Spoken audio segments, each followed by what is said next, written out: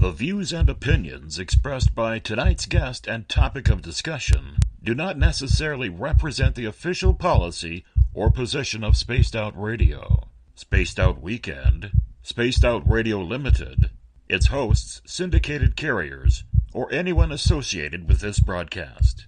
Any rebroadcast, reproduction, or other use of this broadcast or podcast without the express written consent of Spaced Out Radio or Spaced Out Radio Limited is strictly prohibited. Listener discretion is advised.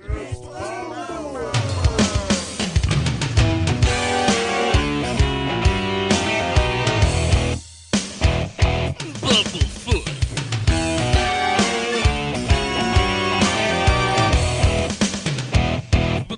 Bumblefoot.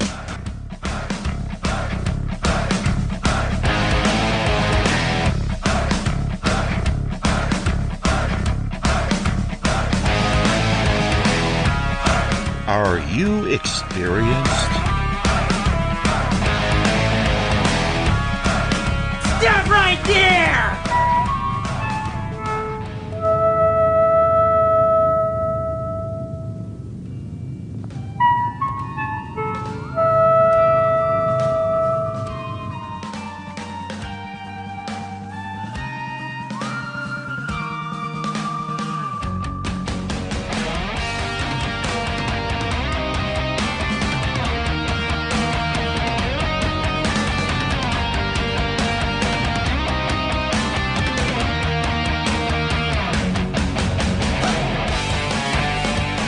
From high atop the mountains of British Columbia to you listening around the world, this is Spaced Out Radio with host Dave Scott.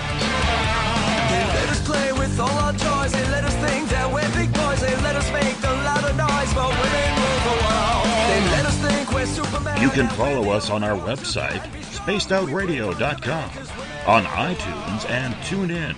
Follow Dave on Twitter at Spaced Out Radio, on Facebook at Spaced Out Radio Show, or on our YouTube channel, Spaced Out Radio Show. I try to act so cool, but you know I'm just a fool for you.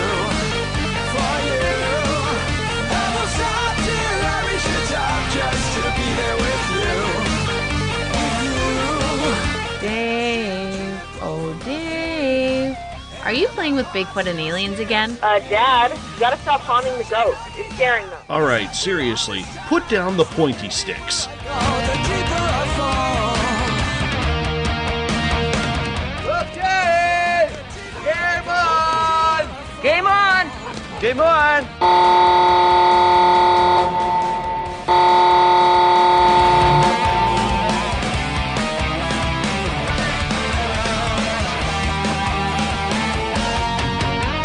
The password is... All right. Buckle up, space travelers. It's time to go for a ride on Spaced Out Radio. Mr. Bumblefoot, Dave is ready for liftoff. I try to act so cool, but you know I'm just a fool for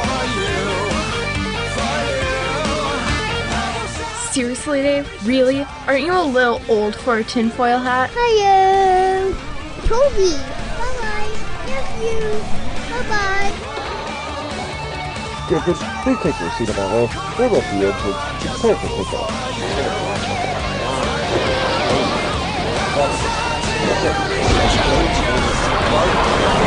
Start. 2, 1. Boost to ignition and liftoff.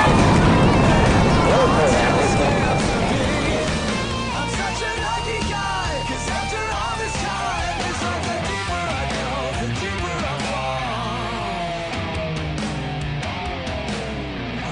The deeper I go, the deeper I fall.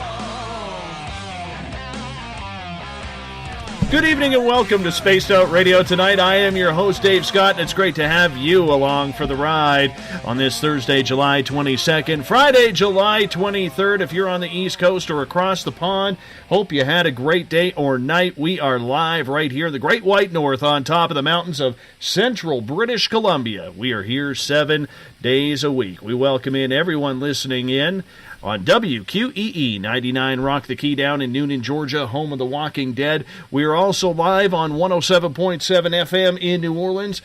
The United Public Radio Network, spread across 160 countries around the world. We're live on SpacedOutRadio.com, Spreaker, KTLK, The Fringe FM, Renegade Talk Radio out of Las Vegas, the High Plains Talk Radio Network. And if you're listening in on Revolution Radio, remember the Double R Machine is a donation station financed by you, the valued listener. Head on over to freedomslips.com and donate today.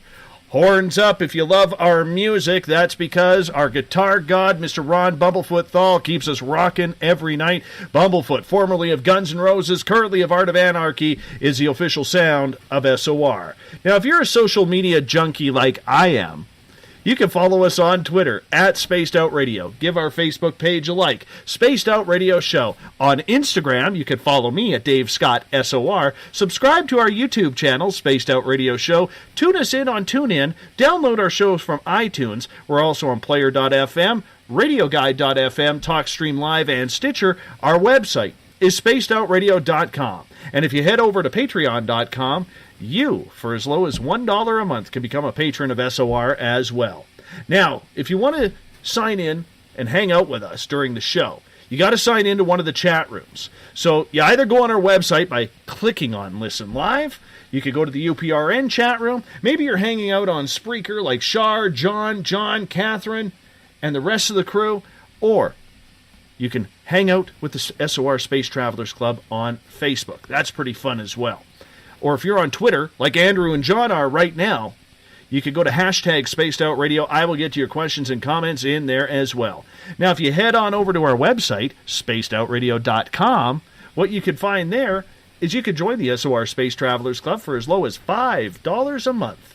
And as of right now, you can head to our Spaced Out Radio store, pick yourself up a t-shirt, a poster, a sticker, or you can pick up your VIP passes to the first annual Caribou Paracon put on by Spaced Out Radio, September 29th to October 1st in lovely and beautiful and sunshiny 108 Mile Ranch, British Columbia, where the home of Spaced Out Radio is. We are hosting it at the Spruce Hills Spa and Resort. We'd love to have you for that weekend. And if you buy your tickets before July 31st, you get a 10% discount. So come hang out with us weirdos September 29th to October 1st at the Caribou Paracon.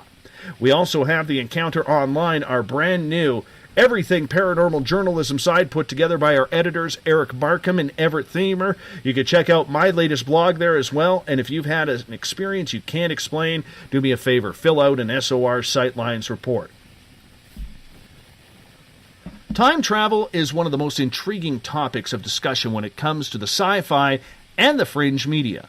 It's something that, since the early 2000s, came to the forefront when a gentleman named John Titor appeared. Titor said he was a time traveler from the year 2036, coming back to the 70s to find out what we would consider today an antiquated computer part from IBM. Fast forward the legend to a year and a half ago, where the late Bob Mitchell, who was a really good friend of this show, loved the guy. We actually had a lot of friends in common going through sports media. He was in Toronto, I was in Vancouver. We never met, but Bob was like a mentor to me when we did start talking, and I missed the man. Well, him and Jason Quitt met, and they felt it was time to figure out what this John Titor story was all about. They actually wrote a book about the man, and it was highly successful. People had been waiting decades for this story and any update whatsoever on this elusive time traveler. Followers had wondered if Titor was actually still on this timeline, or did he go back to the future? I don't know. Bob and Jason, though, thought they had found him. John Titor, allegedly, though, is a fraud. So tonight, both Jason and former FBI investigator John DeSousa are here to talk about this intense case of mistaken identity, along with elongated skulls and much more coming up. So buckle up. It's going to be a great ride. Jason Quitt, John DeSousa, welcome to Spaced Out Radio. Great to have both of you gentlemen on. How are you? Great. Thank you for having us. I think it's going to be a lot of fun tonight. And Jason, are you there as well? I'm here. That was me. Oh, okay. So, John, are you still here? Where did John go? Did he put his microphone on mute? Sounds like John. Yes, I did. I'm sorry about that. There he is. How are you doing, guys? I was trying to be quiet there, and I was on the cough button there. So, yes, thank you so much for having us on here on Spaced Out Radio. It is awesome to be here, and it is even better to be on here with Jason Quitt, a person who I admire so greatly and respect so greatly for all the work that he's done, including the work he's done with Bob Mitchell over the years. Very, very, very amazing body of work. Jason, I know you worked closely with Bob, and our audience got to hear from him about 3 or 4 times, and he kept his sickness of cancer very, very quiet until it was pretty close to the end, and it hit him rapidly, it hit him hard. How much do you miss Bob? Oh, every day. And actually, on Saturday, I'm going to be doing a tribute to Bob Mitchell for the Alien Cosmic Expo in Toronto. So I've been working on the material, and it's bringing up a whole lot of emotions because I feel like there was so much more for us to do, and he just left very, very quickly. So, and he didn't really even share a lot of his sickness with me. So, he was kind of saying everything's all right and he's okay, and then it was just too late. So he really kept it very private. I had the pleasure of sitting down with him privately over the phone for about 2 hours one day. And because we had the sports journalism background, he being in Toronto, me being in Vancouver, we knew a lot of the same people. And one of the things that I learned about John was, with Bob, is our paths were quite similar. Even though he spent 43 years at the Toronto Star, I was only in the business for 10 years. He was in print, I was in radio, but it's the same type of colleagues and topics that we were talking about, and we had the same paths, and we started talking about the same experiences. And one day Bob said to me, he says, Dave, one day when I get some time, he goes, you're on my list, I want to write your story. And the next thing I know, he's gone. And that hurt. I'm not going to lie, that hurt a little bit, because to have someone of Bob's talent and Bob's stature to write a book about you, it's pretty incredible. You know what I'm saying? Yeah, and you know what? He was a real people person. Every person he met, they loved him, and he was so open with them. And I've been thinking recently, what has Bob done for this community? And he was just an ear. You can talk to him and tell him your stories. You could tell him your experiences, and he would never judge you. He would just write it down as pure as possible from your experience, and then he would share it to the world. And, that's a very rare talent, to be unbiased and unjudgmental and take whatever you're saying and write it in a way that will express your own experiences. And that's how, me and Bob got together originally. And it's bettering so many people's lives because it's giving us a foundation to share our knowledge and our experiences on a larger scale. I would agree. And you know what? I think that your tribute to Bob this weekend at the Alien Cosmic Expo in Toronto is going to be absolutely phenomenal. And is it going to be online? Because I would actually love to see your speech in tribute to Bob. I'm not entirely sure if they're set up for that, but if it is, I will get it to you. Please, I would like that. And I may even put that on my website because Bob was very influential in our conversations in the short time that I got to know him. But, thank you for sharing the stories about Bob Mitchell. And if anybody out there, if you could pick up a Bob Mitchell book, do it. It is phenomenal. He was an incredible writer, and we definitely miss him around these parts. It was weird, though. I do have to say this. I don't know if you guys had it as well, but, I still have Bob on Skype. And just a few weeks ago, his birthday popped up on my Skype, and I was like, damn it, I got to wish Bob a happy birthday. Oh, he's gone. It was just one of those strange moments that just pops up sometimes. But anyways, let's pick it up here, because I don't want to go down too much more memory lane. We want to be thankful for that Bob was in our lives. But let's get to the topic at hand, because I know you guys are very involved. A few weeks ago, Jason, I got an email from you that was tagged to a lot of other media people. You and Bob, in the last book you wrote, was about time traveler John Titor. Now, this is a story that has everybody in the fringe media absolutely scratching their head whether or not this man is truthful, that he was a time traveler in 2036, only to go to the old Art Bell radio show on Coast to Coast to announce that he was a time traveler, and started posting all of a sudden in all these forums on the internet about why he was here. And his story, a lot of people bought. Did you buy it at first? At first I did.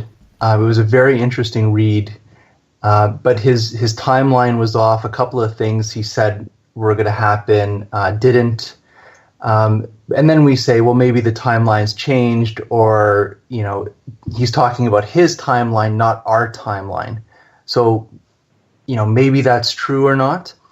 And I actually have some friends that I can't really name, but I hear from second and third sources that this is a real individual. I've heard from, different alphabet agencies that he was real. But then again, is it just spreading more disinformation? See, I don't have any clear experience to say, yes, this is a real person. And from my experiences over the past year, I've lost all hope. I just think it's a hoax from the beginning to the end. But now we're talking about John Titor 1, the first, or are we talking about number 2? Well, in my personal opinion, I had a lot of hope for the first one. The first one is, it's a pretty amazing story. So the original person that came forward and wrote on the forums, it was quite an amazing story. And it really makes you wonder. And I think that's why we're still talking about it today, is because there was a lot of material in there that really made you think about things. There was a lot of really good content. But since that, see, we don't know if the original John Titor just left the timeline. He's no longer here.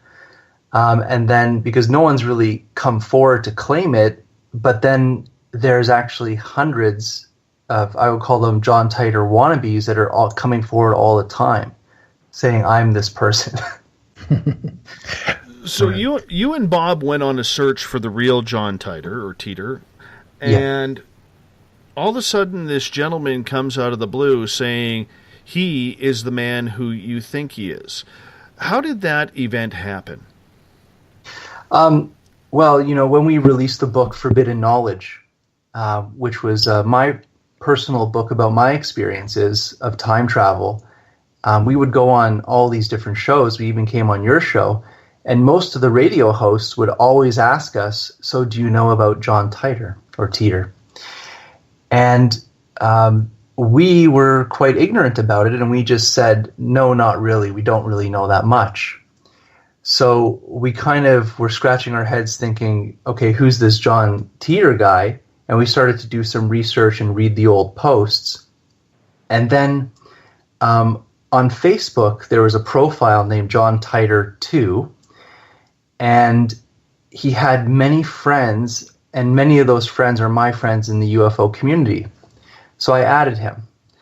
And, talk about universal synchronicity, but the day after I added him, he wrote a post saying he's ready to come forward and start doing conferences. And we were actually looking for people to do the Alien Cosmic Expo. So I thought, what the hell, I'm going to message him and see if he's interested in doing the Alien Cosmic Expo. And he told me to give him a phone call, and I called him up, and we just started to chat, and I was very ignorant. I just told him flat out, I have no idea who you are, what your story is. enlighten me. It's basically how I started the conversation. And he starts telling me all these time travel missions and different timelines that he's been to. And he's just talking about all these different things that I've never heard of ever. I've never read that stuff online. I've never heard anybody say those stories. And I said, okay, well, Bob Mitchell and I are on the board for the Alien Cosmic Expo. I'm going to transfer you to Bob because now you got to talk to Bob about this so we could bring you to the Alien Cosmic Expo. And obviously he had a very good conversation with Bob Mitchell. And then a couple days later, Bob called me up and he said, you know that John guy we spoke to? He goes, would you help me write his book for him? And, you know, you don't say no to Bob Mitchell. You say, yes, of course I'll help you. You know, so that's really how the story begins. And from there, we've just how Bob worked with me. All Bob did is said, okay, I don't know anything about you. Tell me your story. And we would just sit back and record what he said. And that's how the book Disclosed Chronicles of John Titor II came into existence. So who is John Titor II? Everybody has heard of the original John Titor. How did he all of a sudden become number 2? Yeah, he had this whole background story where he is not the John Titor that went on Art Bell show, which was very intriguing, actually. Like, why would you say you're not that person but claim to be the true John Titor? And he would say that, well, they knew that he was coming back into the timeline and they needed a disinformation cover story. So there was a fake John Titor that went to the media so that if he ever would come forward, he would be discredited, which I thought was a pretty interesting idea. Very interesting. Could I, Jason, if I could just interject for one moment here. Yeah, I wanted to say, because so many people are aware of this entire legend from different angles, I wanted to make it clear that the first John Titor, the one from Art Bell, I believe in the 80s, I mean, from way, way back, the first John Titor actually had some indicia, some evidence here and there that he may have been truly a time traveler. That doesn't mean he was, but at least there was some items that could mitigate towards him actually being who he said he was. Again, that doesn't mean he was, but so we have to separate very distinctly in the minds of people that this individual is John Titor II. He is completely separate from the previous John Titor in every way, even by his own, as you're explaining right now. He had some weird sort of cover story as to why he was not John Titor the first. So yes, and this is John Titor II, and he is totally separate, and he's also very distinct from the first John Titor because this person has no indicia. There are no items of evidence, really, that he is who he says he is. So go ahead, ahead, Jason. And that's what really kind of drew us into this story, because John Titor II's story was so completely different. It was almost like all the stuff that was from the original was not really taken forward except for the dates. So we were very intrigued with this story. It was a very, I would say it was an amazing story. But what happened was, so we rate the story, and I'm the graphic designer, editor. I'm the publisher. I put the books together for Bob. That's how we worked. So Bob was writing the book, and in the middle of the book, Bob Mitchell got his diagnosis. So he kind of, I would say, tried to finish the book extremely fast because he knew he was not doing well. And by the end of the book, he just kind of handed it all over to me and said, okay, we have to release this by September 1st. So we rushed to get the book done. and out. And 2 weeks after the book was released, Bob Mitchell passed away. So he never really, I would say, he wasn't really involved at the end because, he was dealing with his health and his family and what he's going through. So really what happened was the book fell in my lap and I became, the advertiser, promoter, marketer, and I had to pick up where Bob left off. And within a couple months of the book being released, someone, and we thank that someone very much, someone found out his true identity. And when we looked into it, when we actually looked into the true identity of this individual, John Titor II, and his real name is Dana Lee Stern Sr., when we found that out, we realized what we were dealing with was someone that his story and his life did not fit together at all. And we knew we were dealing with someone that just wanted the fame and the fortune to take the name, and basically it was a complete con and fraud.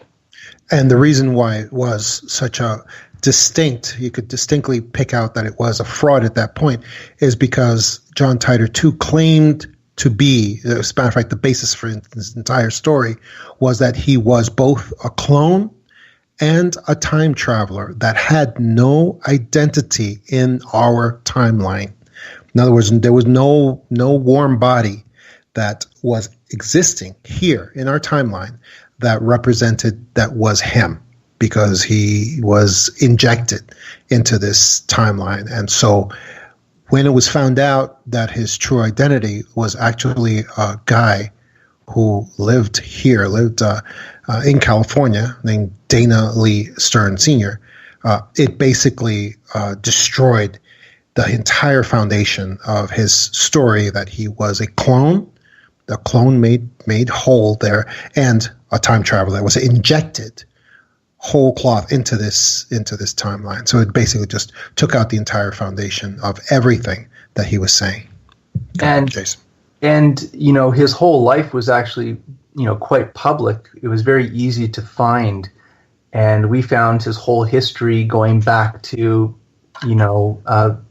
past the 60s, and his family, his divorces, his children, where he's moved, his other books. He's written other books in the past as well. So it was just such an obvious fraud that when word got out to the media, basically he was blacklisted at that moment because they knew he was conning people. And when that happened, the book sales basically stopped because it wasn't being promoted anymore. And that's when his true colors came out. So when this person was caught, or exposed, I should say, he basically, my life turned into a nightmare. And just by the way, I have to warn you, Dave, the fact that we're even talking about this tonight on your radio show, when Dana catches wind that we're talking about him, you're going to be in his targets as well. So I hope you're ready for that. He's a serial harasser, lots of nasty emails, things of that sort. Yeah, that's all he does. Doesn't he know we're Canadian? That we just enjoy a good story. We'll figure it out. I'm pretty sure. My job as a journalist is to ask the questions. I am a journalist, so that's what I do. So okay. I'm pretty prepared for it, Okay, and I'm not going to lie. I did think long and hard, guys, about this topic, but it has to be brought forward. It absolutely has to be brought forward because, the one thing I look about, whether it's John Titor, whether it's psychics, whether it's anybody in paranormal, doesn't matter what the topic is. This field has so many brilliant people inside of it.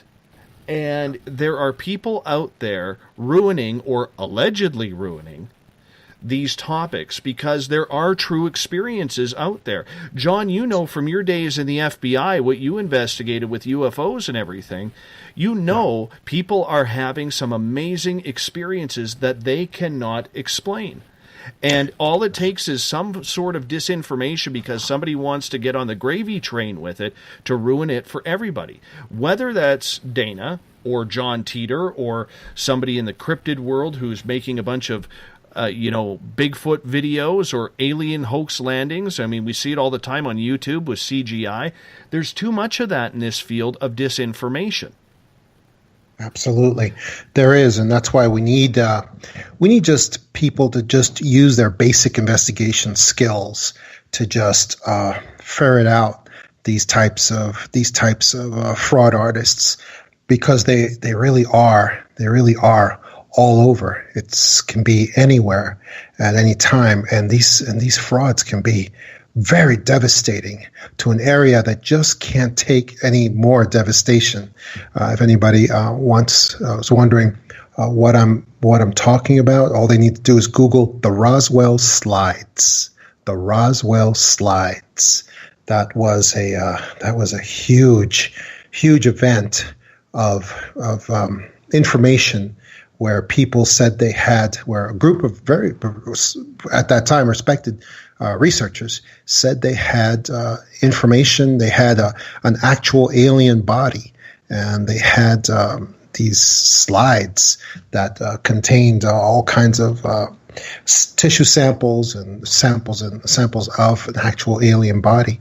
And it was very embarrassing when just like John Titor 2 was exposed, in the offing, basically in the beginnings of his entire venture, the same way the Roswell slides were exposed as being absolutely fake in a very embarrassing and very public event that occurred. I believe it actually took place in Mexico, but basically it was heard all around the world. So we need to just do our basic investigation.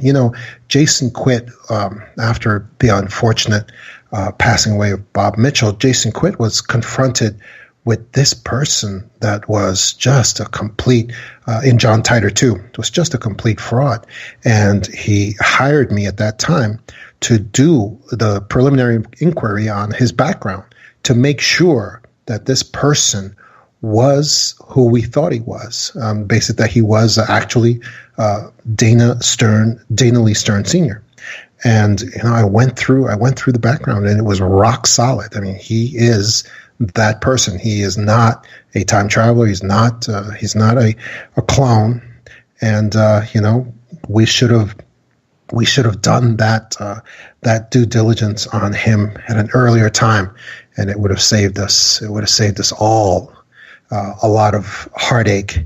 But we're trying to help other people to avoid contact with this person, because it's just a very toxic individual who basically causes devastation to anyone they come in contact with. So we got to do what we can do when we can do it. Let me ask you this then, because I have some questions coming in from our audience. In hour number 2, we're actually going to switch topics here, but I did want to touch this event. Vivian is asking, did John Titor ever try to fix mistakes with his success?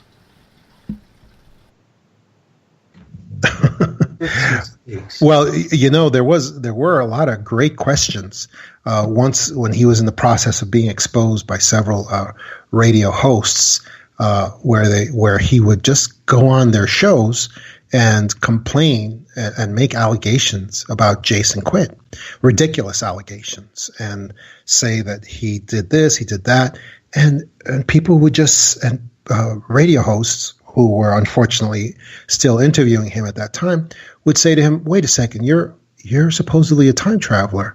If you were going to have any sort of conflict with Jason Quitt, why didn't you just foresee that in your timeline and avoid it?" And he really had no answer for that. And I think that goes to what the young lady just asked. Jason? It's, it's. I would just say that the way I would describe Dana Lee Stern is, you ever see that movie, The Usual Suspects? Yeah, Usual Suspects. Okay, he Kaiser Sosa'd us. That's good. Like, that's exactly what he did. What this individual did was he basically read a ton of different secret space program stuff, right. A ton of different testimonies. Right. And what he did was he just took all that information and just made it his story. So when you do when you read some of these things that he writes or he told us, and then you go and look on the internet or try to cross-check it, you'll find references to what he's talking about. So, but coming to the end of, I would say, his downfall, he became very, very desperate. And I think it was on Jason Hawes' radio show, which was, I couldn't believe he said this, but basically he went on the show to, tell the audience that basically I stole everything from him and I stole over $2 million and I'm the most terrible person in the world. And if people have it in their heart, please send him donations because his UFO in his garage, his time machine is broken and he needs money to fix it. And he's selling T-shirts and underwear with John Titor on it, right? Yeah, but he literally said that on a national show that he needs donations to fix his time machine. And, right when he comes out and says that out of his own mouth, it's over for this guy. Pretty much. Would anybody like to make a donation to my spaced out radio time machine? I'm on it right now. Excellent. It's only 3 easy payments of $13.99. That's it. Just 3 easy payments. I could do an infomercial on that. That's fantastic. Mike is asking about the time travel manual that John Titor 2 published. Did you ever get a chance to investigate that? Yes, unfortunately too late in the game. And I actually confronted him about it. Oh man, just remember my role is the graphic designer here. I'm just supposed to take the material, put it in book form and publish it. That's my job here. So what was wrong with the time travel manual? Okay, so here's the time travel manual. When John sent it to me to put it in the book, he sent it in a Word document. And when I was looking at it, some of the words were highlighted in blue, and they had hyperlinks connected to it. And I'm looking at it, and I'm thinking, what are these hyperlinks? And I click on it, and I realize he's cutting and pasting from Wikipedia. That was my first indication that I'm screwed. That's my first indication that I'm screwed. That is a good clue, Jason. That is a good clue. Yeah. Did the publishers ever catch on to this? And how did the book get shut down? Oh, I'm the publisher. Okay. I did it with Create Space on Amazon. So, Bob handed it all off to me basically 2 weeks before the book's published. That's how fast I work. So he hands me the material in Word document. I take that material and I place it in the book format and upload it to Amazon. So, for me, it was already, the end of the game, and I just had to put it up and get it out because everybody's depending on it. So we did that, and then once it's done, it was almost like we did radio shows almost every single night promoting it with different stations. So we didn't really go back and look at the material or read the book through again. It was like once it was done, we were on to the marketing phase of it. And then how did Dana Lee Stern show his gratitude for all the work, the incredible work you guys did for that book? Oh, he right right when his identity was leaked, within 24 hours, he realized that it was over for him, and he sent me a very quick contract to my email saying, if I want to preserve my name in the media, it would be best if I just hand over everything to him, give him the book, give him the accounts, give him the passwords, and take my name and Bob Mitchell's name off the book. So within 24 hours, he gave us that ultimatum, either give him the book or suffer the consequences.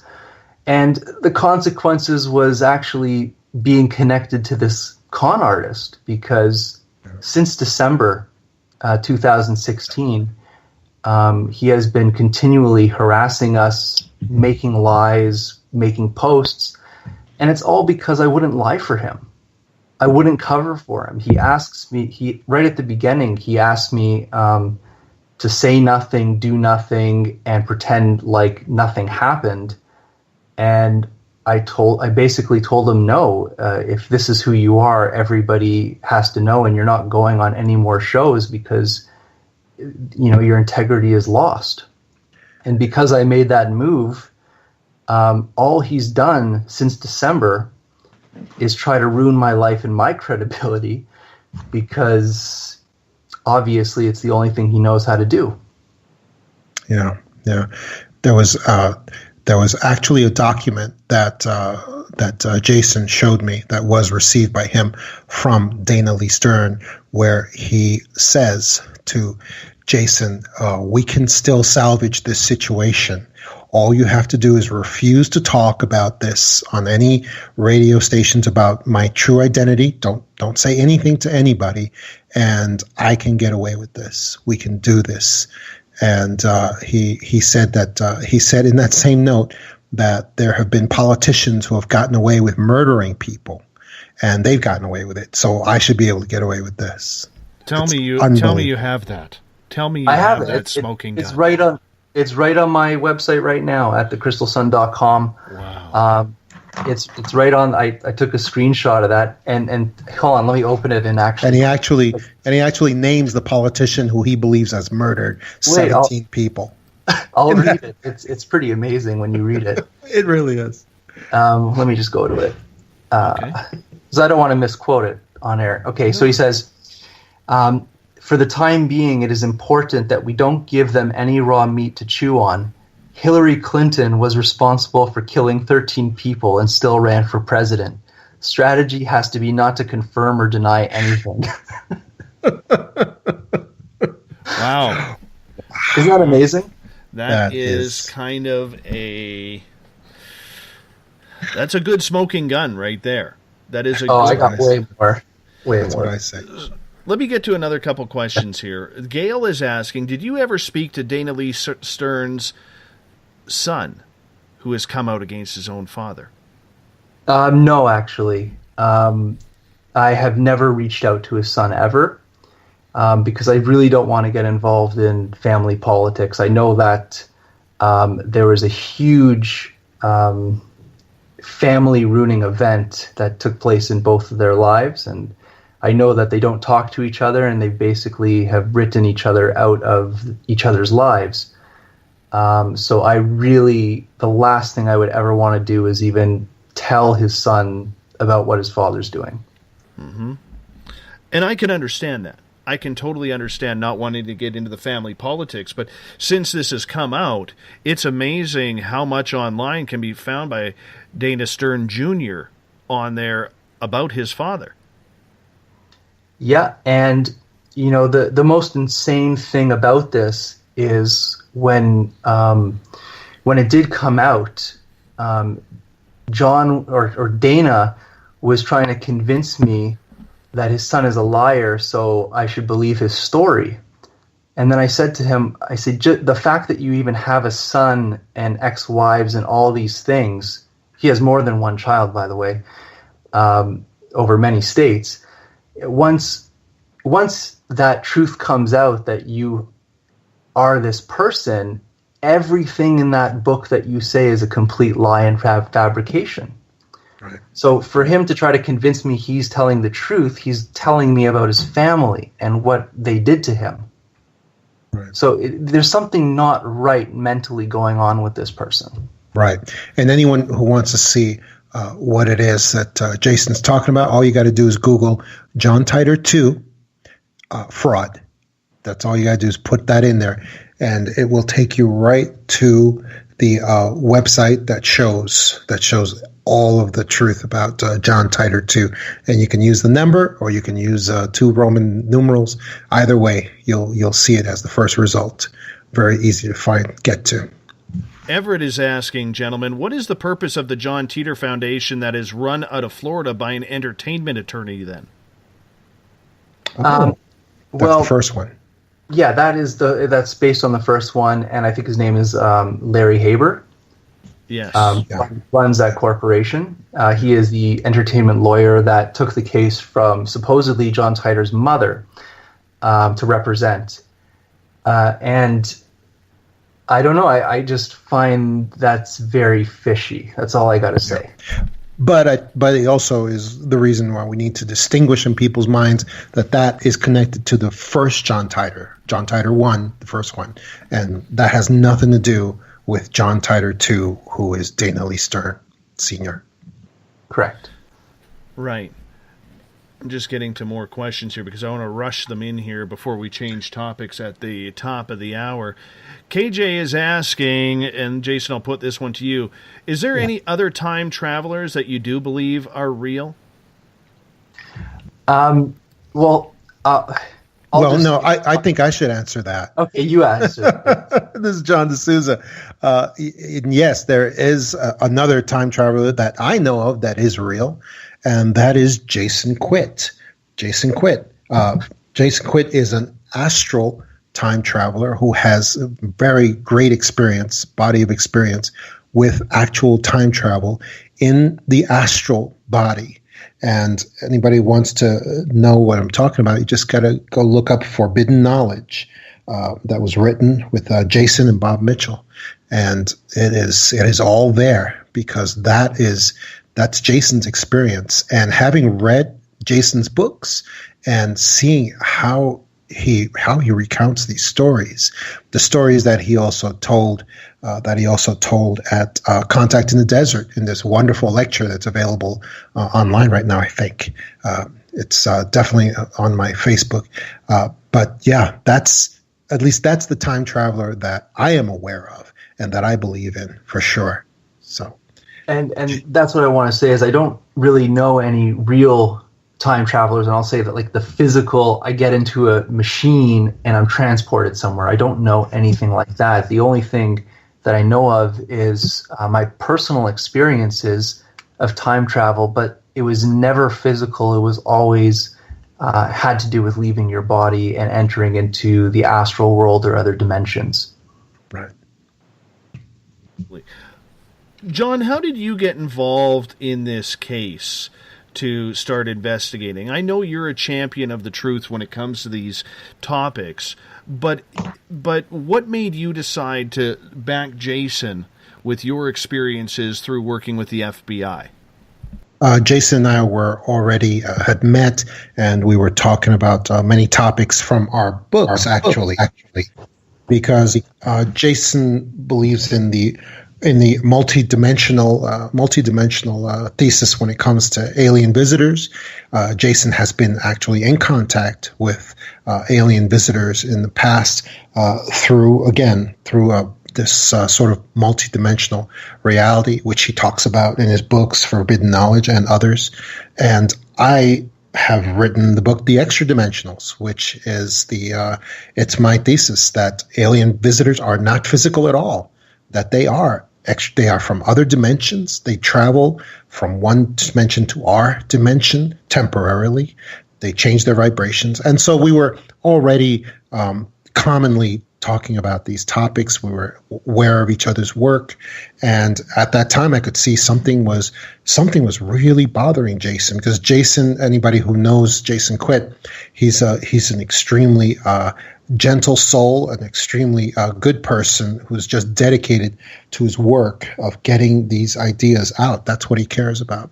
And I could see that he was terribly bothered about something. And when I was able to get him to finally talk about it, it was this extraordinary situation with John Titor too, where he had put so much work, so much dedication to try to get this message out of this person that he did believe for a short moment was actually a physical time traveler, like you just said, and how it blew up on Jason and also on the Mitchells who were all being attacked and accused and slandered by John Titor too, by Dana Lee Stern Sr. Shortly after the situation. And so I saw that Jason was terribly bothered with the situation. He explained it to me, and that's when I decided that I needed to help him with the background investigation on this guy, which finally sealed the deal on knowing that he was a complete and total hoax. Well, what doesn't make sense to me is there were rumors that the original John Titor, if found, would be arrested by government officials. Yet here we have John Titor 2 on Facebook and being very public and saying that he's dodging the government, but he's not hiding his identity on Facebook. And if the government really wanted to, they could get an IP address in order to track him down wherever he is. So if he's sitting in an apartment in Soho in New York, obviously they are going to be able to find him. So what makes, I have a hard time believing that he is real at all. And that's a personal opinion. I'm not attacking the man. I'm not alleging. That's a personal opinion. That the facts are, if the original one was going to be arrested or taken into custody by government officials, with this coming out in public, why aren't they arresting him for being a time traveler? He had the best answer for that. And people did ask him that. And what he would say is that he has all these files that expose high levels of government, and that's what's keeping him safe. And if anything happened to him, those files would be released. So he always had answers. He always had... He put so much effort into his story that, by the way, he's still on Facebook, by the way. He still has 5,000 friends and a bunch of followers, and anybody that even says one word counter to him, he immediately just blocks and deletes them. Yeah. He also, I have a slightly alternate theory of why the authorities don't go after him, even though he violates laws, like by identifying himself as a colonel in the Air Force, which is false, and various other things that he does. I think they just, anyone who comes in contact with him, whether it's a government agency or even radio stations or anybody, they just put him in the nut file. Because if you just listen to him rambling on at any particular time, people just throw him into the nut file, and they don't talk to him again. It's pretty self-evident if you listen to him for any period of time. And he also not only did that, but he also has stolen the book that the Mitchells and Jason Quitt made, and he has put it up under his own name at Amazon, and that should be taken down, because that is actually a theft of the book that he has put up. True enough. And there is a lot of people who want to believe that John Titor is still here. But Jason, I don't know if you could talk about this or not, but we got about 2.5 minutes before we got to go to break here. Are you planning any sort of lawsuit or filing any lawsuit against what you perceive as the fraudulent John Titor? Well, the truth is that I gave everything to the Mitchell family. I don't have any stake in this at all. But I am in the crosshairs of Dana Lee Stern because I'm the one who wouldn't lie for him. So he has a vendetta against me.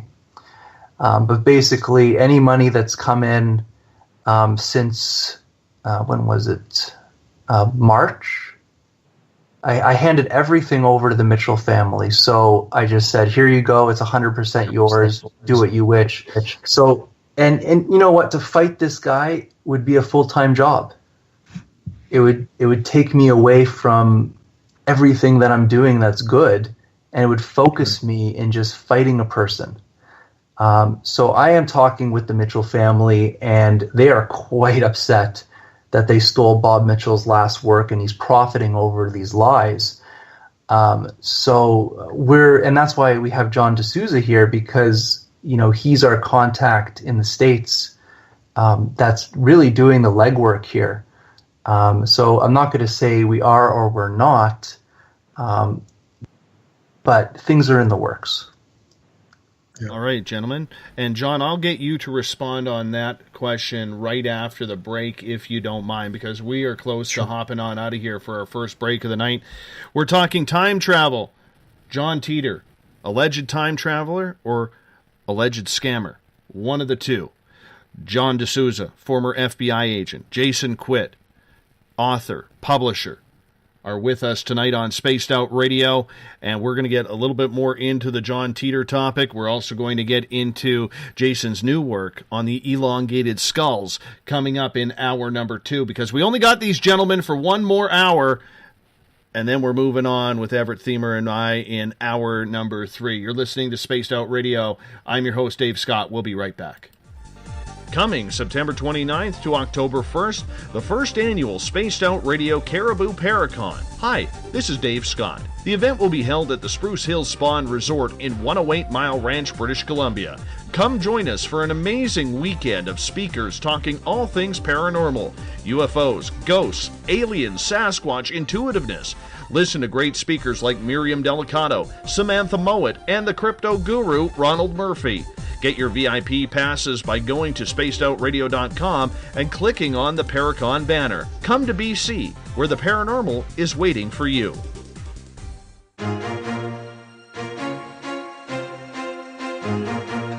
From coast to coast to coast, Blacklight Uncharted is taking on the paranormal across Canada. From ghostly hauntings to the UFOs flying above in conjunction with MUFON Canada, they're closely investigating what's going on in the northern skies and checking out the apparitions that walk among us. Check out our videos right here at spacedoutradio.com. We want to know your thoughts, we want to hear your experiences, and we want you to share your stories. The answers are out there, and we intend to find them. Would you like to become one of our space travelers? All you have to do is click on the Space Travelers icon at spacedoutradio.com. For only $5 a month, you can get access to some great prizes, as well as private monthly shows, newsletters, and a members-only section on our website. Become a space traveler today.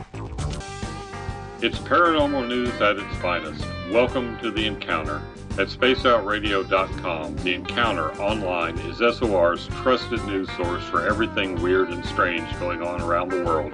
This is news editor Eric Markham. Our team of journalists are scouring the planet for those strange stories that rarely make the mainstream. No fear-mongering or fake news here. Head over to spacedoutradio.com and encounter The Encounter.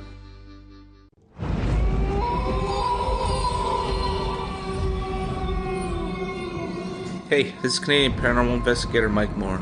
The third Wednesday of every month, I'll be teaming up with Dave Scott to bring you Ghosts of the Great White North. Each month, we will bring on guests from across Canada to discuss their ghostly encounters. Canada is a paranormal hotbed with stories you've never heard, so we're going to bring them to you. So get comfy on your Chesterfield, grab a donut, and join us, eh?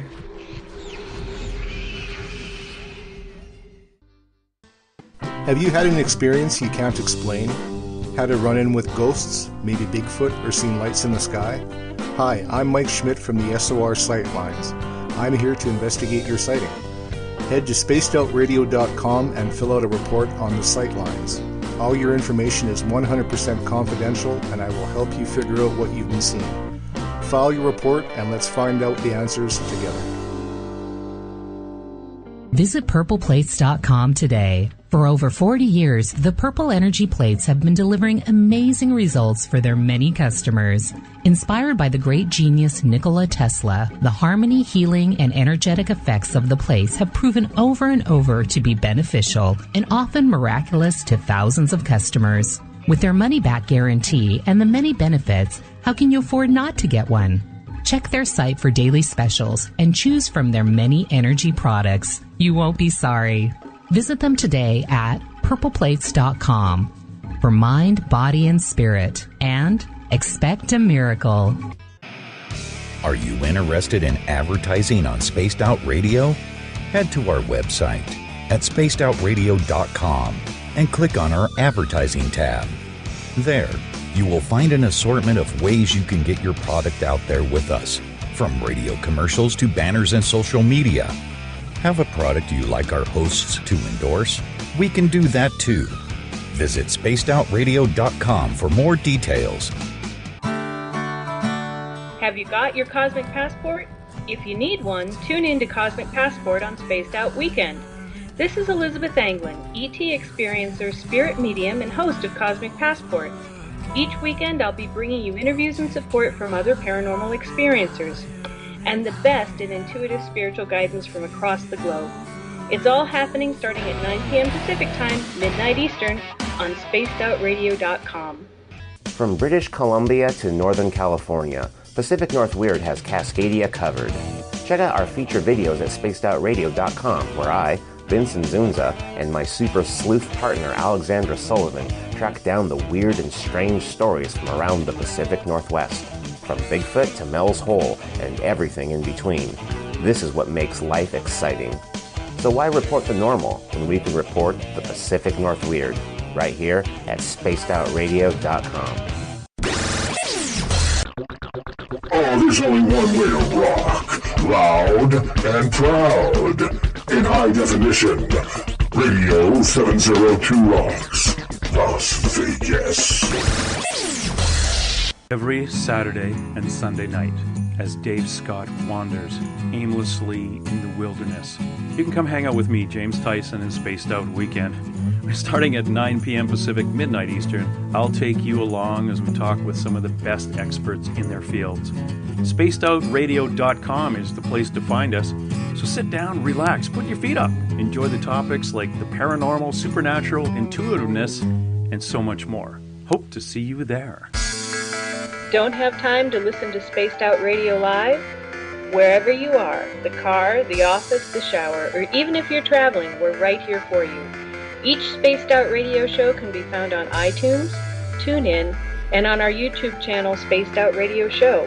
It's the perfect way for you to catch up on our shows. For more information, just head over to our website, spacedoutradio.com, and tune in to us today. The views and opinions expressed by tonight's guest and topic of discussion do not necessarily represent the official policy or position of Spaced Out Radio, Spaced Out Weekend, Spaced Out Radio Limited, its hosts, syndicated carriers, or anyone associated with this broadcast. Would you like to connect with us? Head to spacedoutradio.com for all your latest show info. And hit us up on Twitter using the hashtag Spaced Out Radio. Now, back to Dave Scott and SOR. Welcome back to the second hour of Spaced Out Radio tonight. I am your host, Dave Scott. Great to have you with us on this Thursday night. Tomorrow night on the program, we got David Weatherly and David Spinks joining us. We're talking everything paranormal, strange, weird, UFOs, aliens, cryptids, and who knows, maybe the broom that my former mother-in-law used to fly. We'll get into it tomorrow night, 9 p.m. Pacific, midnight Eastern time at spacedoutradio.com. Hey, we want to welcome in everyone listening in on WQEE 99 Rock the Key down in Noonan, Georgia, home of The Walking Dead. We are also live on the United Public Radio Network on 107.7 FM in New Orleans and over 160 countries around the world. We're also live on KTLK, The Fringe FM, Renegade Talk Radio out of Las Vegas, and if you're listening in on Revolution Radio, remember the Double R Machine is a donation station financed by you, the valued listener. Head on over to freedomslips.com and donate today. Bill Cardwell has set the password for tonight in the SOR Space Travelers Club, Ovoviviparus. Ovoviviparus is your password. Make sure you use it wisely, Space Travelers, as Bill sets the password each and every night, right here on the mighty SOR. Now, if you want to follow us on social media, you can do so on Twitter, at Spaced Out Radio. Use the hashtag Spaced Out Radio if you want to connect with us live during the show as well.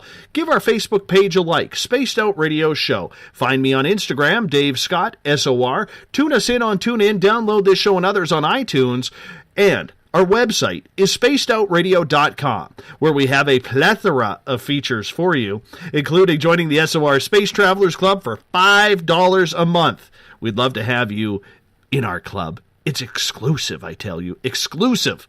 You can also read up on the encounter online and head to our store, Spaced Out Radio store on our website. You can pick up yourself a Spaced Out Radio t-shirt, posters. I will autograph them personally with a nice silver pen. And you can pick up some stickers as well. Put it on your car. Show them off. That's what they're all about. And if you're looking for a weekend getaway, September 29th to October 1st, the first annual Spaced Out Radio Caribou Paracon, happening in beautiful 108 Mile Ranch, British Columbia, at the Spruce Hills Spa and Resort. We got a weekend of features and speakers going. Come hang out with the weirdos here in BC. We would love to have you hanging out with us. Tonight we are talking about John Titor. Real? Fake? We don't know. However, our guests, Jason Quitt, John DeSousa, are here to discuss the matter, and we're going to get into some elongated skulls right after this. They're only with us for one more hour, so we got to jam in as much information as possible. John and Jason, thank you so much for joining us tonight. Very important and very cool that you decided to come on and discuss this with us. Thank you. Oh, anytime. This was great. This was absolutely great. Very cathartic. John, I wanted to ask you the question that I asked Jason beforehand in regards to any potential future lawsuit that you guys may be looking at.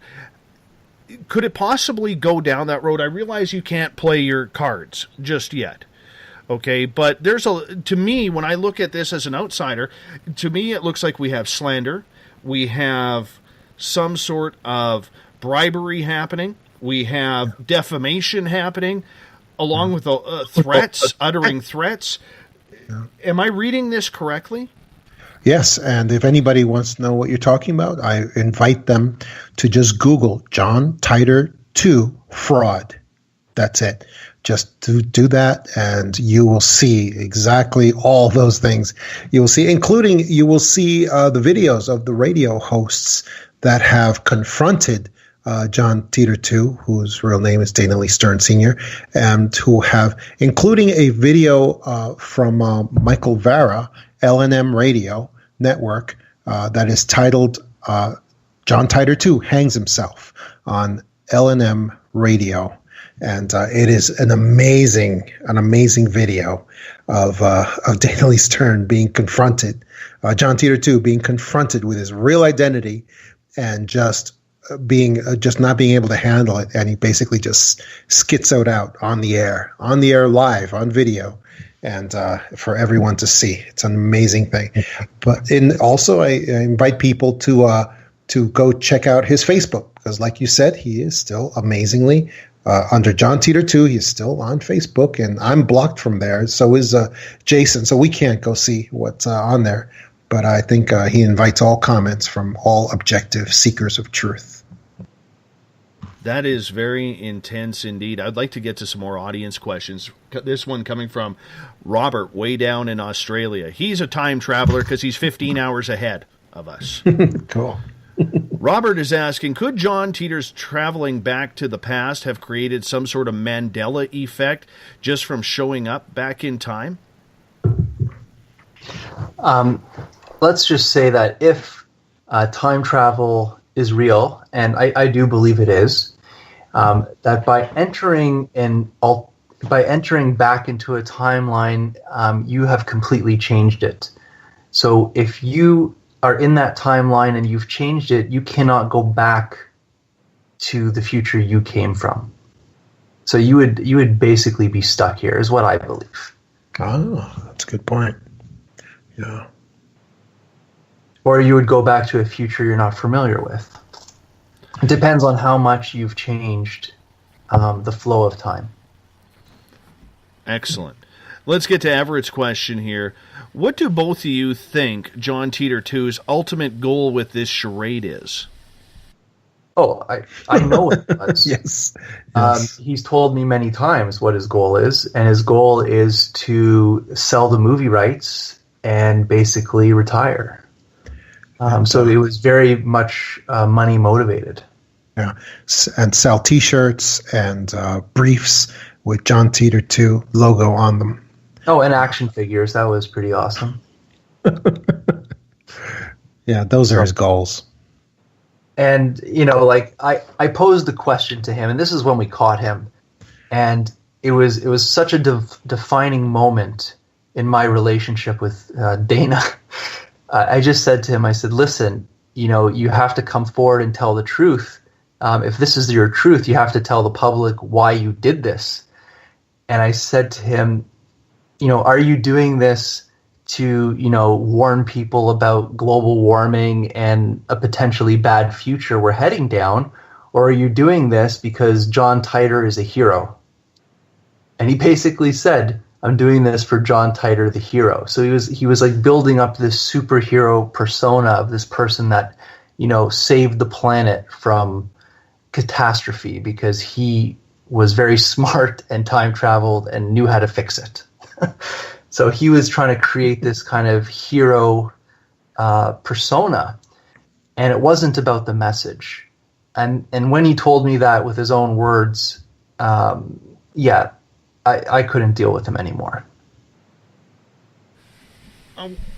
One of our listeners, Craig, has an interesting question here, and John, I'm going to pose it to you. He says, is this not slander, what you guys are doing on the show as well? No, it wouldn't be, because truth is an absolute defense on libel or slander. In other words, things that you can actually prove with documents and show do not fit within slander or libel. So, for instance, if I have a document from Amazon that proves that John Titor 2 is actually Dana Lee Stern Sr., then that is an absolute defense to any charge of slander whatsoever.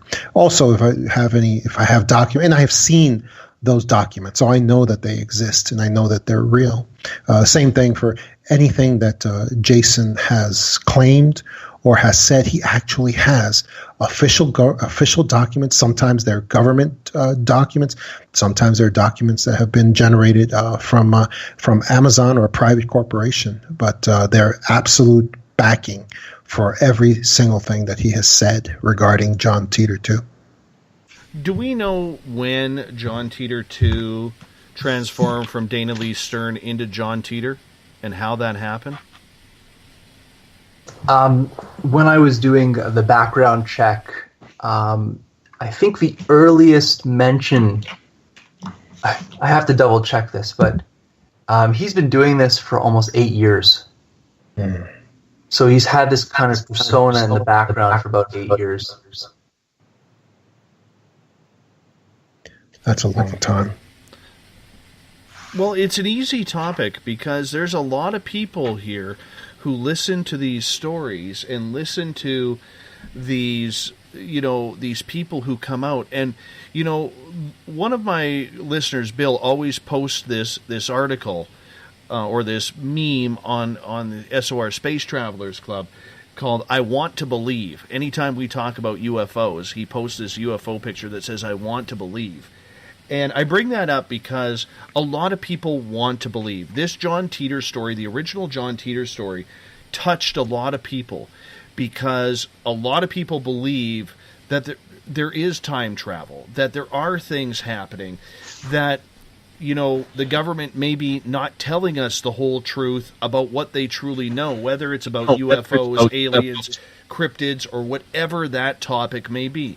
People want to believe, whether they've had an experience or not. And do you think that he just saw this as a way, never mind to make a few bucks, but to maybe get some sort of 15 minutes of fame? Because, like you said, John, there's a lot of people out there who are faking John Titor. He's just seemed to take it to another level, if that's what he's allegedly doing. Yeah, he's just 8 years is a long time to be pretending to do something, to be somebody. And I think he has a lot of time invested in this, a lot of energy, and he's not about to let it go. And so that's why he continues to attack or harass anyone who challenges his identity, even though anybody just does a few decent background checks can very quickly confirm that he is not a clone. He is not a time traveler, and he is not who he says he is. He is actually this other person, this Dana Lee Stern Sr. And that is not to say that time travel isn't a real thing. It could be. Like I said, the first John Titor, the one that people originally know, had some indications that he could be a real time travel. At least some bear evidence in that direction. Some items of evidence in that direction. But this John Titor 2 does not have any of that. It's not there at all. And to the contrary, all the evidence is to the contrary, showing that he is definitely a complete and totally not the person he says he is. Does he have any ID proving that he is John Titor? Any passport, medical services card, Blockbuster video membership? Does he have anything along those lines? We asked him almost every single time we spoke to him, and his answer was he has to speak to his handlers if he's allowed to show it. So basically, he just kept pushing it away. So no, he's never come forward with any document until recently, until a couple weeks ago. Basically, he took out an LLC, John Titor LLC Corporation. So he created a document about 2 weeks ago that shows him as a corporate identity as John Titor 2. Yes. And if you just looked into that company, LLC John Titor, his real name is behind it, which is, and again, like, he doesn't know what he's doing. Dana Lee Stern Sr. So, how do you think he was able to pull the wool over everybody's eyes? I mean, no offense, when I first heard about this, and I first had the profile, I thought about messaging him to see if he would come on the show. And then he didn't. And then a competing show at this exact time that's online, that hopefully everybody's not listening to, but they're listening to us, came on and said, "We found John Titor." And people quickly realized that it wasn't the John Titor from the past, that he may have been a hoaxer. And apparently he ended doing any type of radio programming after that, until the book came out, of course, because now he has to go on the circuit. But how do you think he was able to fool the media? Is the media, when it comes to this type of brand, this type of fringe media where there's not a lot of journalistic training, to be blamed for that? Or is it that we were just so hungry for the story and any sort of new updates on who John Titor is that we just jumped on it without checking the facts? I think it was because of Bob Mitchell. I don't think anybody would have given this guy the time, at all. I just think they did it out of courtesy out of Bob Mitchell. And it's unfortunate for us, but this John Titor, the 2, rode the wave of the integrity of Bob Mitchell. So that's kind of how I feel, because once we stopped promoting it, like once we said, okay, we're not doing any more shows with you, the book literally just hit the floor. And we realized that it was the promotion of us and it was our names behind it that actually was selling this book. But you know what? You brought up an amazing point, and the point is that I'll say in your generation of journalistic integrity, you always had to prove your story. You had to come with some type of evidence, some type of compelling thing to make you believe your story. Whereas my generation and younger, we already believe in UFOs. We already believe in alien life. We already believe in other dimensions. It's already in our belief system. So you can have somebody come forward with no evidence whatsoever, and that falls in our belief system. And we just buy it because we don't need the evidence, because we already believe that this stuff is real.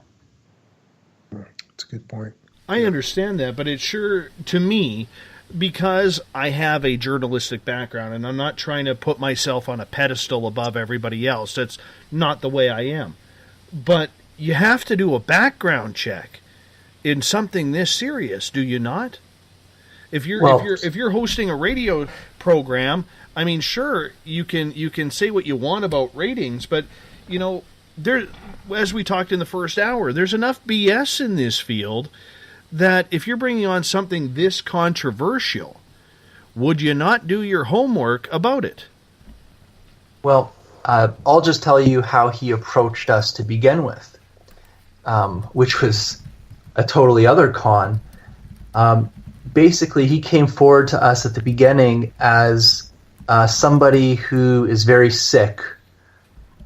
He probably doesn't have a year left to live, and this is his deathbed confessional. So that's how he originally presented himself, as an old, sick, dying man just wanting to tell us a story. And when we asked him to prove it or give background or evidence, he'd always say, I will, but never came through.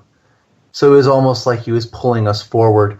And I have to say, a lot of the shows, the late night shows on the paranormal, there's a lot of truth out there, but there's also a lot of entertainment. And, that keeps the viewers interested. And I think it was Jimmy Church that was saying the other night that, if he just, stopped everybody that has these experiences from coming on his show, he would lose his show because, he's giving the floor to everybody and he's letting his audience decide what's going on. Yeah, they have to. I got one more question that I'm going to ask before we move on.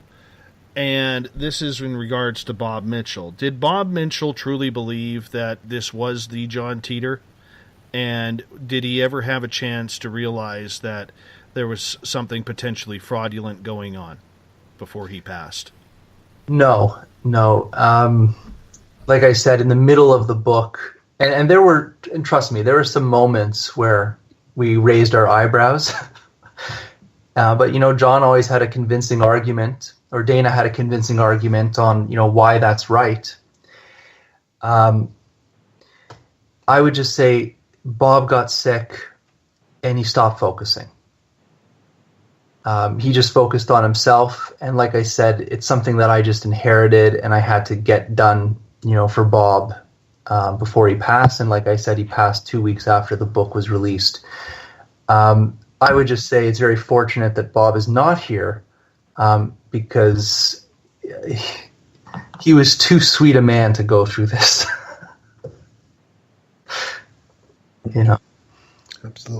Absolutely. And let's move on topics here, because you've had to move on, Jason. You've had to move on because, you can sit back and dwell and say, look, I don't know if you suffer from anxiety like I do or anything like that, but we could all sit there and say, well, geez, did this just ruin me? But you decided to go the other way, and you decided to move on to some other topics as well. What kept you going? What kept your drive going to get messages out in order to start investigating future topics on, say, like the elongated skulls?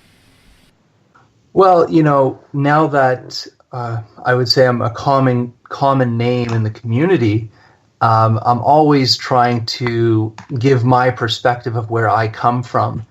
And, I came into this scene from my own experiences with, outer body travels, multidimensional beings, and a very spiritual and shamanic path through healing. So when I'm listening to all this new information coming out, I'd like to share my perspective on it, which has kind of kept me in the loop with all these radio shows and all these topics. And, tonight you mentioned the elongated skulls, and, there was a video that was just released of a mummy from Peru that looks very, very non-human but humanoid. I'm sure you've seen the video. I did, and you know what? It freaks me out. It absolutely freaks me out. I mean, the toes on that thing, and the fingers, those are not normal. Those are not normal. No, and when I saw this, I called John DeSousa up right away, and I told him that I actually have a connection to this. And he says, tell me more. Tell me about this connection. And when I told him, he says, you have to tell this story tonight. Yeah. So I think it's very timely to release this story because it's never been told before. So I think your audience will definitely appreciate it. Well, let's get into it. Tell us about what you have learned about the elongated skulls. Well, another universal synchronicity, and I am very close to a friend, and his name is Robert Conley. And he's a very famous Canadian filmmaker, and I work with him on and off. In fact, I helped him film his latest documentary called The Healing Field. So we're very close, and we talk all the time. And he had a travel show on Vision Network back in the 90s. I think it was called The Search for Ancient Wisdom. And it was almost like the first Ancient Aliens show on TV. So this is way back in 93 to 95. And at the time, he was also shooting travel videos for governments, for tourism. And the president of Peru actually called him up. And his name is Fujimori? Fujimori, yeah. So the president of Peru calls Robert Conley up and says to him, can you come to Peru and film a tourism video? Because, everybody is afraid to come to Peru because of all the guerrilla warfare going on. So can you come and shoot a video for us to help bring tourists back to Peru? So Robert Conley decided that he's going to go, and he gets flown to Peru by the president, and he gets taken right to the president, and the president asks him, what kind of video do you want to shoot in Peru? And Robert says he's really into Chariots of the Gods, Eric Van Daniken, and I'd like to do a film about that. So he said, okay, you want aliens? Okay, I'll give you aliens. So this is back in 92, 93, right? So what he did was the president and Robert took a picture on a Polaroid camera, and the president stapled it to a piece of paper that says that Robert Conley is allowed to go into any museum, any institute, and he's allowed to see everything. All right? So that was a pretty big thing for him, and he went around to the museums, and he made the curators take the hidden elongated skulls out from the back rooms where he could photograph them. So all the photographs of the elongated skulls first hit our consciousness because Robert Conley took those photographs. So those original photos you see online, that came from Robert, my friend. And so he broke this story. And the way that he wanted to put this out in disclosure is he was working for a company called Apple Computers. And he released a CD-ROM. I think it was the Truth of Hidden Knowledge. I'll have to double check that. But in that CD-ROM for the Apple Computers, he put the elongated skull pictures in that, and he distributed it with every computer that went out. And that's how he managed to disclose the elongated skulls to the public. And that made him very famous in the UFO world. And soon he was being called to give talks at many meetings with the Masons and Freemasons and other type of groups. And since that experience, he never wants to talk about this stuff ever again. He says it's a curse to be associated with these skulls. But I called him today. So I called Robert Conley today and I said to him, can I tell your story? Because, he only tells close friends about, what he did in the past. And he gave me permission to share his story with you tonight. And what he said to me was very, very interesting. He said that he saw the video of the mummy. And what he said is that the locals there know all about this. This is nothing new. And that they're digging up hundreds of these strange, elongated skull humanoid beings all around the Nazca area. And he says that there's many buried on the actual Nazca Lines site.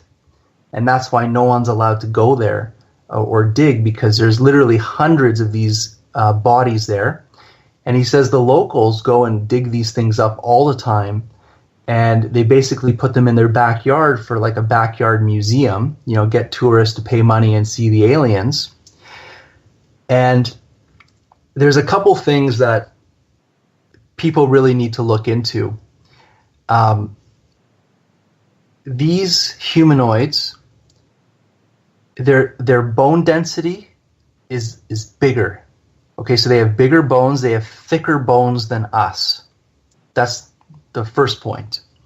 The second point is many of these elongated skull humanoids, they do not have suture marks on their skull, which means their skull was fully formed in one piece.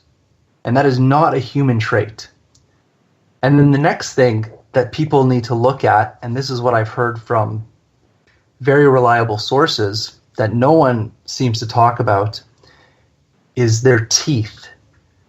Their teeth are different than ours. You have to count their teeth. They have anywhere from 10 to 12 teeth, whereas 10 to 12 teeth on each bottom and upper jaw. So that's about 20 teeth to 24 teeth on these skulls, where a human being has 32 teeth. So these are the things that are not being talked about. But when you really look into the subject, you'll see that there's a lot of real evidence there that these are not human beings, or maybe they come from a line of human beings. And another thing is that some of these mummies are very tall. They're about 7 feet tall. They have red hair. And there's many different types of them. Like the mummy that you see from the Gaia video, that's a very unique mummy. Very, very unique. The 3 fingers, 3 toes, very unique. And then you get all these variations of these humanoids with different types of elongated skulls. So maybe, and they all date back to around 2,000 years ago, by the way. So all of this is around 2,000 years in our past.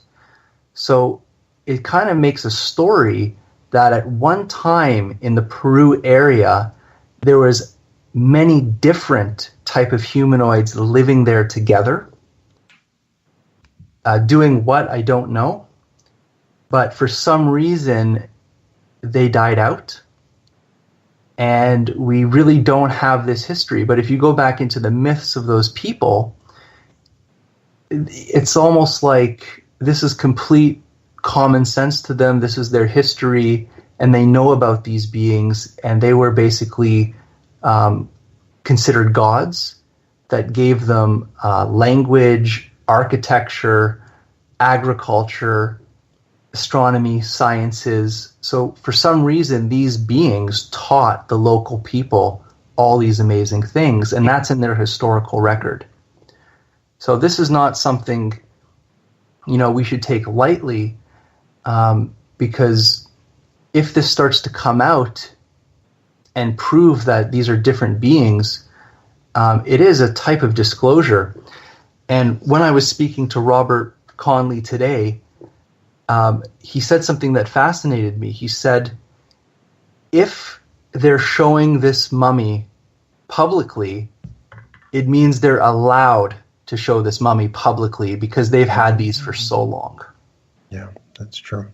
Yeah, and if anyone wants to know what they want to see what Jason is talking about in Peru, you just Google Paracas skulls are not human.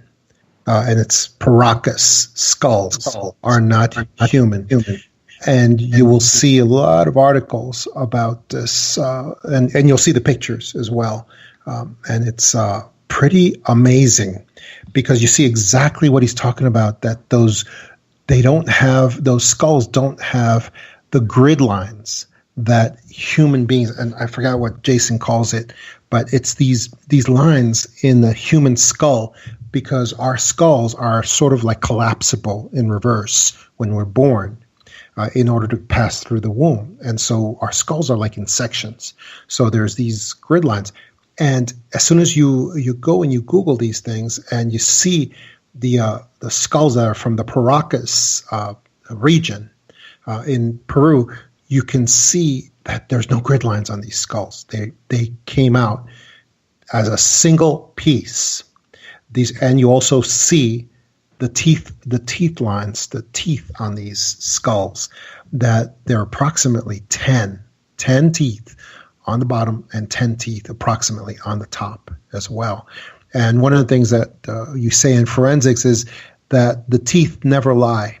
And that's why if a person is burned beyond recognition, no fingerprints, no nothing, they can still use the bite marks, the teeth, to identify the person. And these teeth are amazing, and they indicate that these things are not human. Very similar to the figure, the thing that was brought out, the mummy that was brought out on Gaia TV very recently. Very similar to these Paracas skulls as well. How do we know it wasn't just ancient humans doing something to extend the head, much like we have seen in Africa, where tribes will extend the necks of women by, putting brass around their necks or something along those lines? How do we know that the skull wasn't tied up from birth? Because I remember when my son, who will be 4 at 8:45 tomorrow morning, when he was born, they had to bring out the suction cup in order to try and get him out. But he was stubborn. But when he finally came out via C-section, his head was elongated due to trying to get through the canal and be born. So how do we know that wasn't the case? And maybe what they did was they taped it up so the skull actually normally grew that way. Oh, because binding doesn't add volume. It doesn't add volume to the skull. And these skulls, that you see, all of them basically, they have 2 to 3 times the volume in the brain mass area of the skull. And binding, you can reshape a skull, and it's believed many of the ancient peoples did bind their skulls sometimes, elongate their necks because they were imitating these creatures. They were trying to imitate. But when you find humans that have reshaped their heads, there's no volume added to the skulls. That can't be done by binding. That's why you see these creatures, these skulls, and you can see that their brain mass, their volume in their skulls was at sometimes 3 times what a normal human would have been. Jason? Yeah, and they did bind. Humans in the past did bind their skulls, and that is historical evidence right there. And what they would say is that they were trying to imitate the gods. They were trying to be more like the gods and look more like the gods.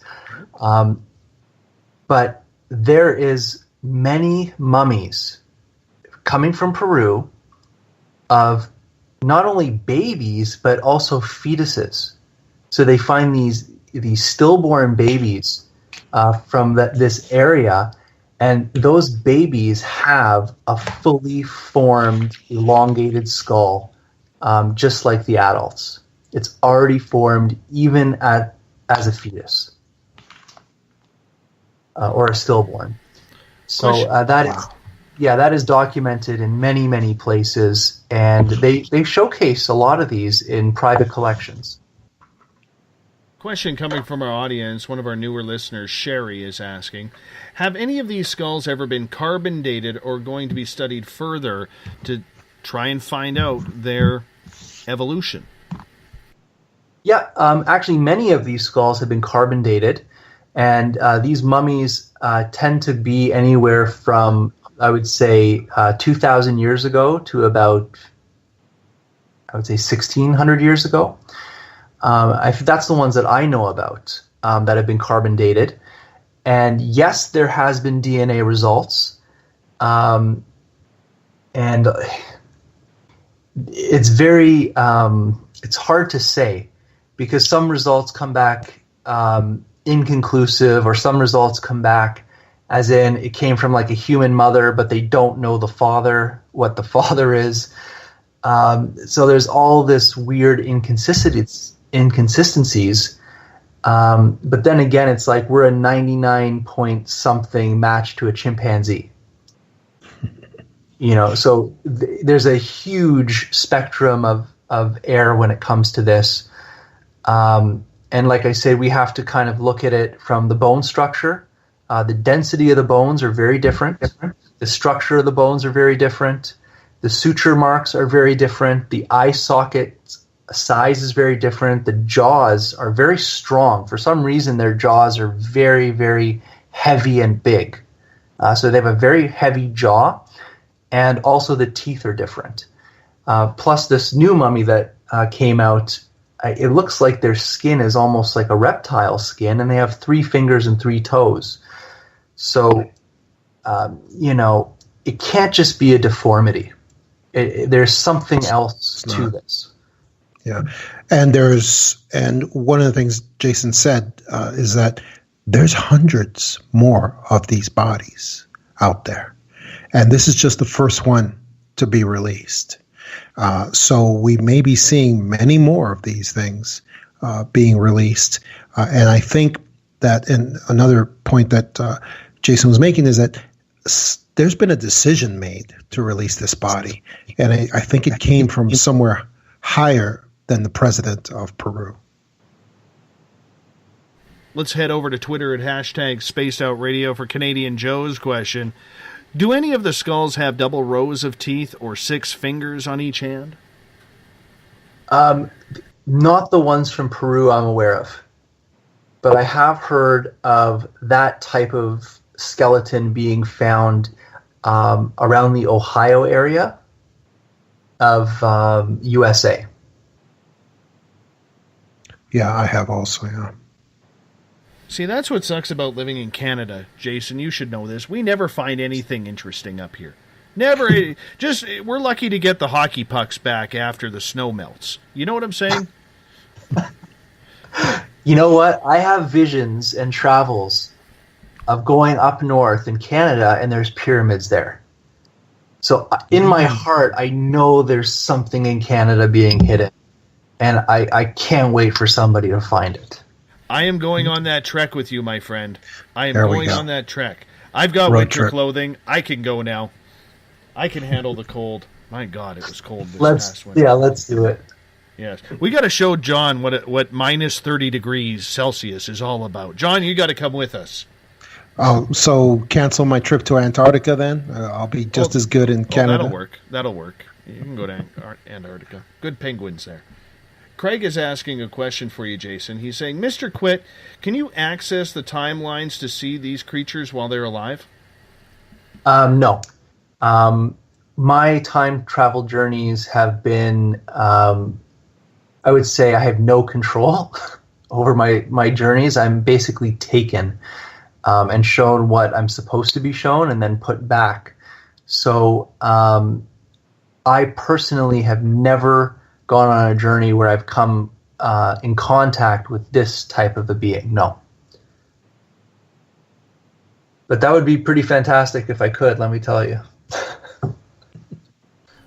Let me ask you this question then. BTO is asking, do you believe that maybe some of these creatures were encountered with extraterrestrials or some sort of interdimensional beings to become what they were? I think John could answer this a little more, but I believe that these are hybrids. I believe that there was a bunch of these type of humanoids in this location, in this time frame, and there's many different varieties, which for me, it's like maybe there was some type of hybrid program going on back then that did have some type of outer worldly influence. Yeah, I believe that these actual creatures are not alien visitors themselves. They are instead hybrids of the type that were being built by alien visitors somehow. The same as the creatures of old that were created through messing around with the DNA. The mythical, what we think, some people say are mythical creatures, that were created by the Anunnaki, sort of in that prehistory time period, and were used as to be posed as demigods over the population, to terrify the population and to bring them into submission. And these creatures with these brains that were 3 or 4 times the size of a human's, who knows what kind of abilities, what kind of monstrous abilities they had to carry out the edicts of the alien visitors at that time. So they must have had some impressive abilities and powers, I would think, with brains that size, the way that they look. Well, anytime we can get into aliens, that gets me excited because I like my aliens. One day I'll tell you about Carl, the alien who showed up at my window during this broadcast. It's kind of interesting. Tell us now, Dave. Tell us now. Oh, jeez. How can you leave us with that? Serious, true story. April 20th, 2015. My audience probably rolls their eyes every time they hear this because I do mention it a lot. But it was a life-altering experience. April 20th, 2015. I'm about 15 minutes into my show talking Buddha to a gentleman named Harvey Kraft. And at my old house, I converted an old bedroom upstairs. I had a rancher-style house. And I converted a bedroom into our first studio. And I saw something move out the window. And I thought it was a friend coming over. Because we had one of those houses where we'd have friends popping over at like 10, 10:30, 11 at night. Just for a late night coffee. And, we didn't ever mind.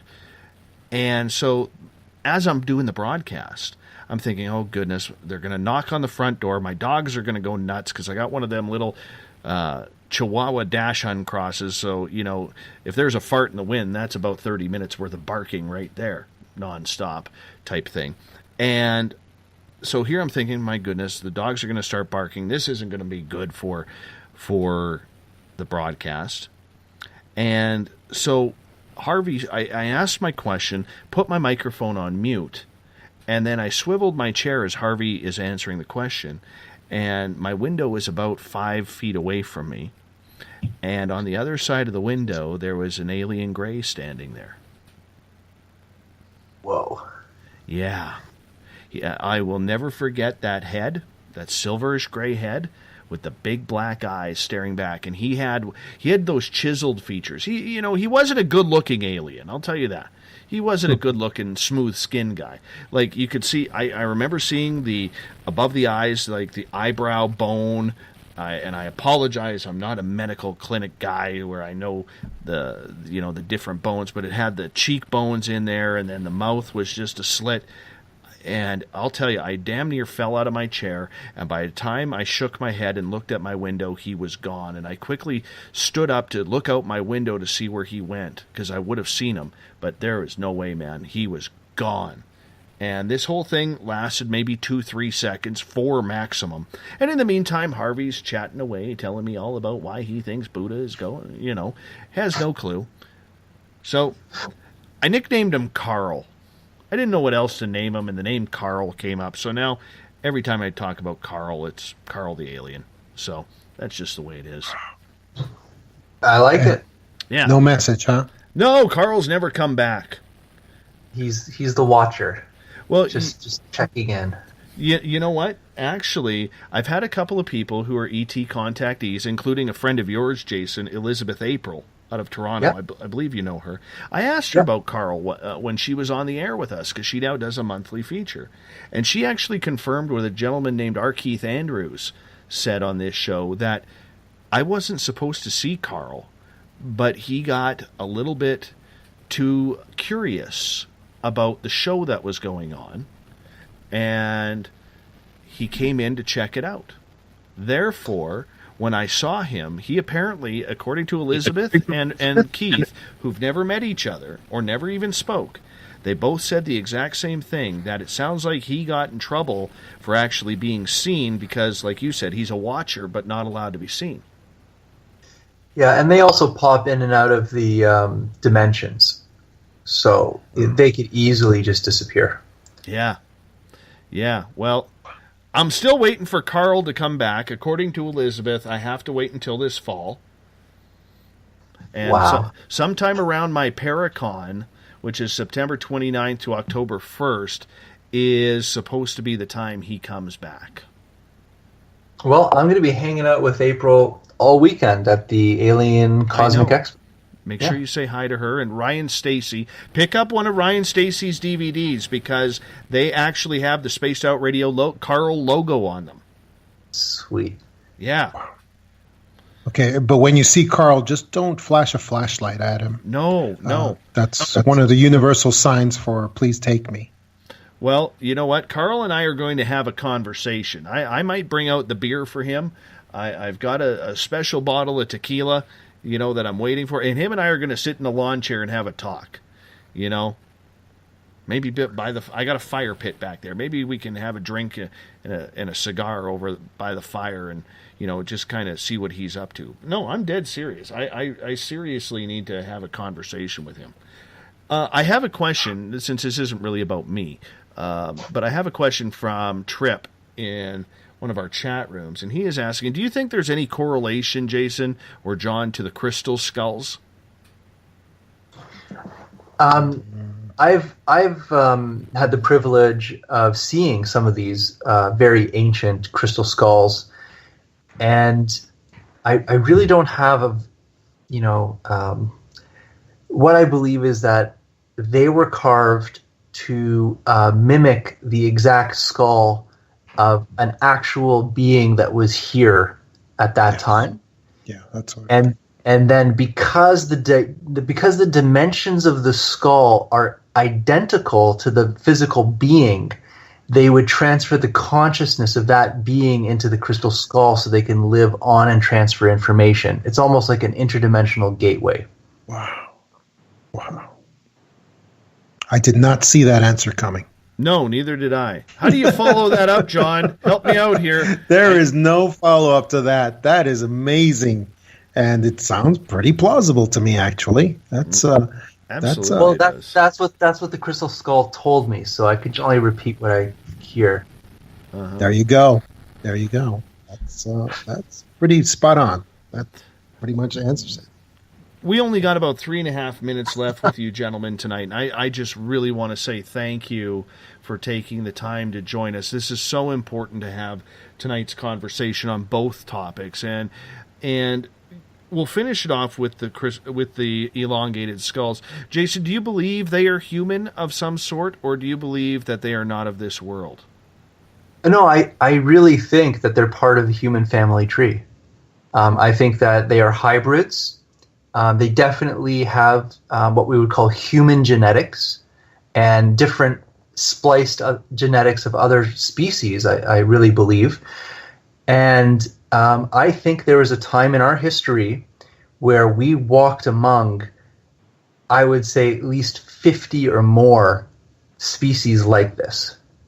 So the Earth was quite populated with different type of humanoids at one time, and for some reason, we're the only ones left, or so it seems.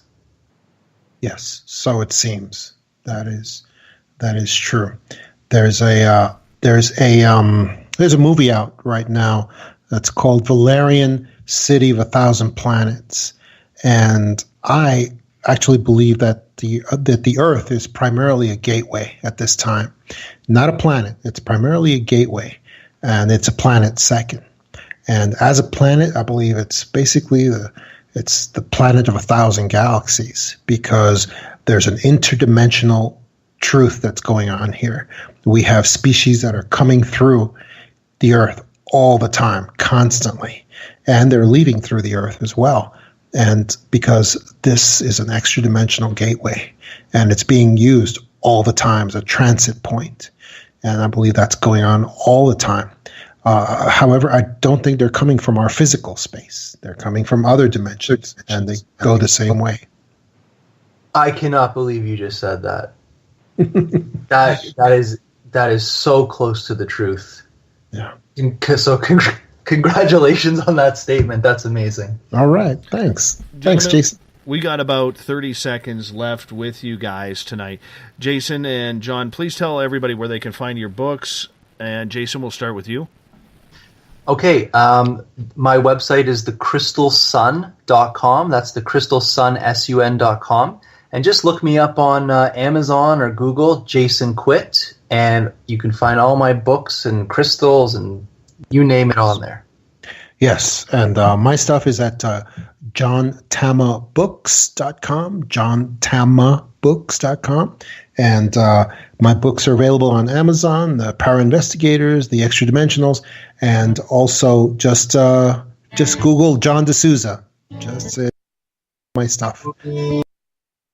Wonderful, gentlemen. Thank you so much for being on Spaced Out Radio tonight. We definitely will keep in touch with how this story goes, and good luck, both of you, in your writing. Jason, have a fantastic time at the Alien Cosmic Expo in Toronto this year. Wish I was there, my friend. Wish I was there with you, but hopefully next year we can make it out for that. You're listening to Spaced Out Radio.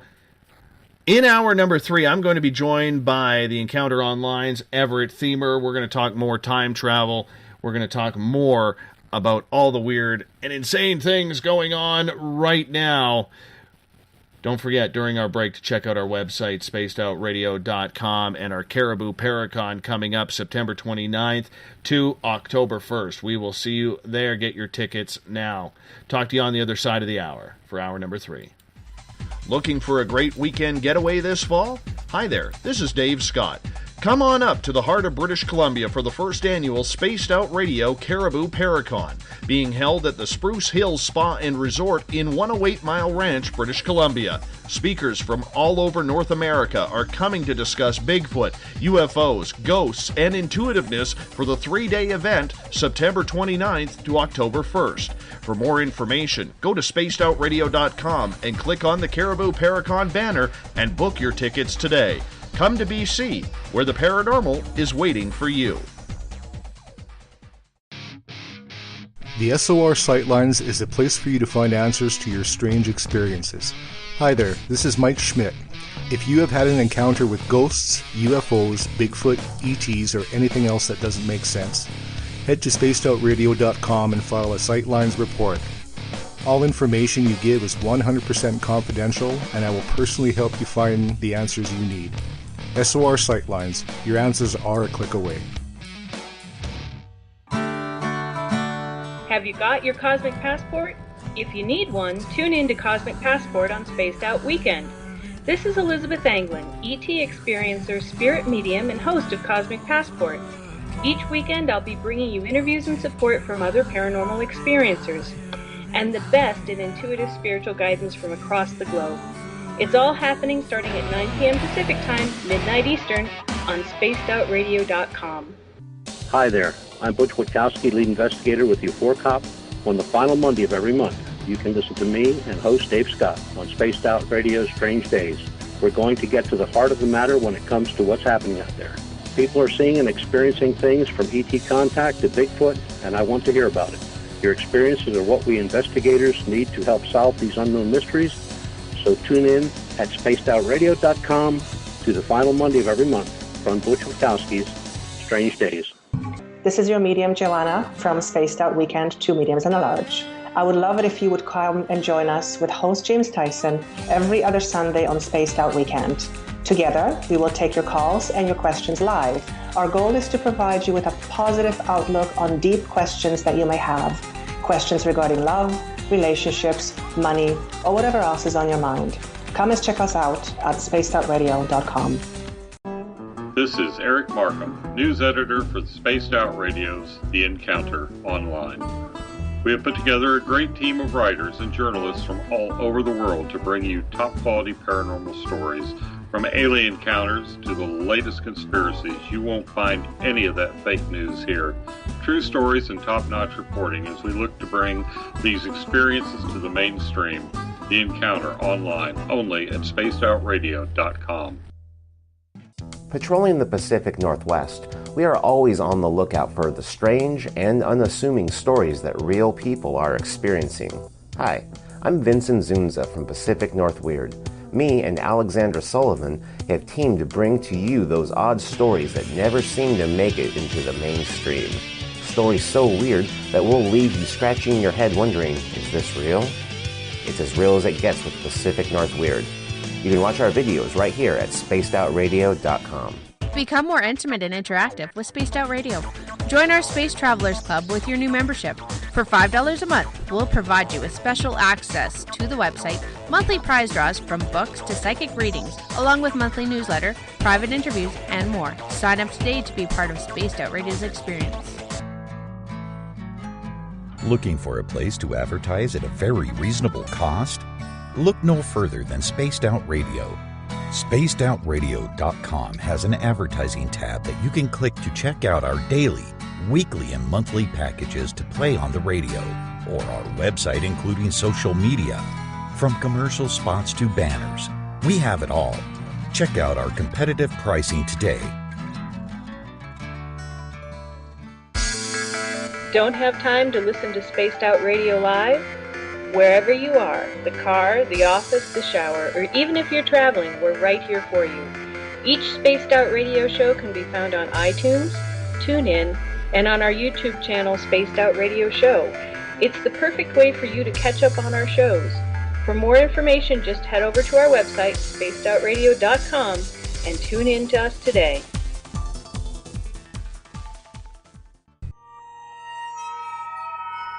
You hear footsteps in the empty room above you.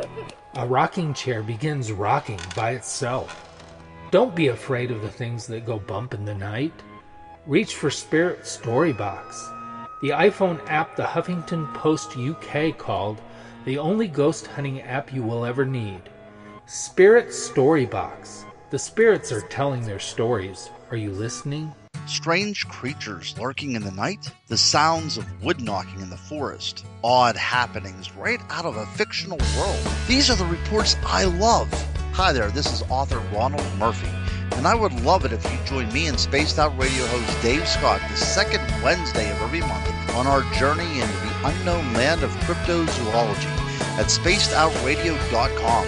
From Mothman to Frogman and everything in between. Hey, they don't call me the crypto guru for nothing. Did you know that Spaced Out Radio runs 7 days a week? Hi, it's James Tyson from Spaced Out Weekend. Every Saturday and Sunday night, starting at 9 p.m. Pacific, midnight Eastern, you can join me and my guests for some great chatter about what's going on out in the universe, or even in that dark part of the basement you really don't want to go back into. Well, let's find the answers to your experiences together. So come on up to Uncle Jimbo's cabin on the weekend. For more information, look us up at spacedoutradio.com.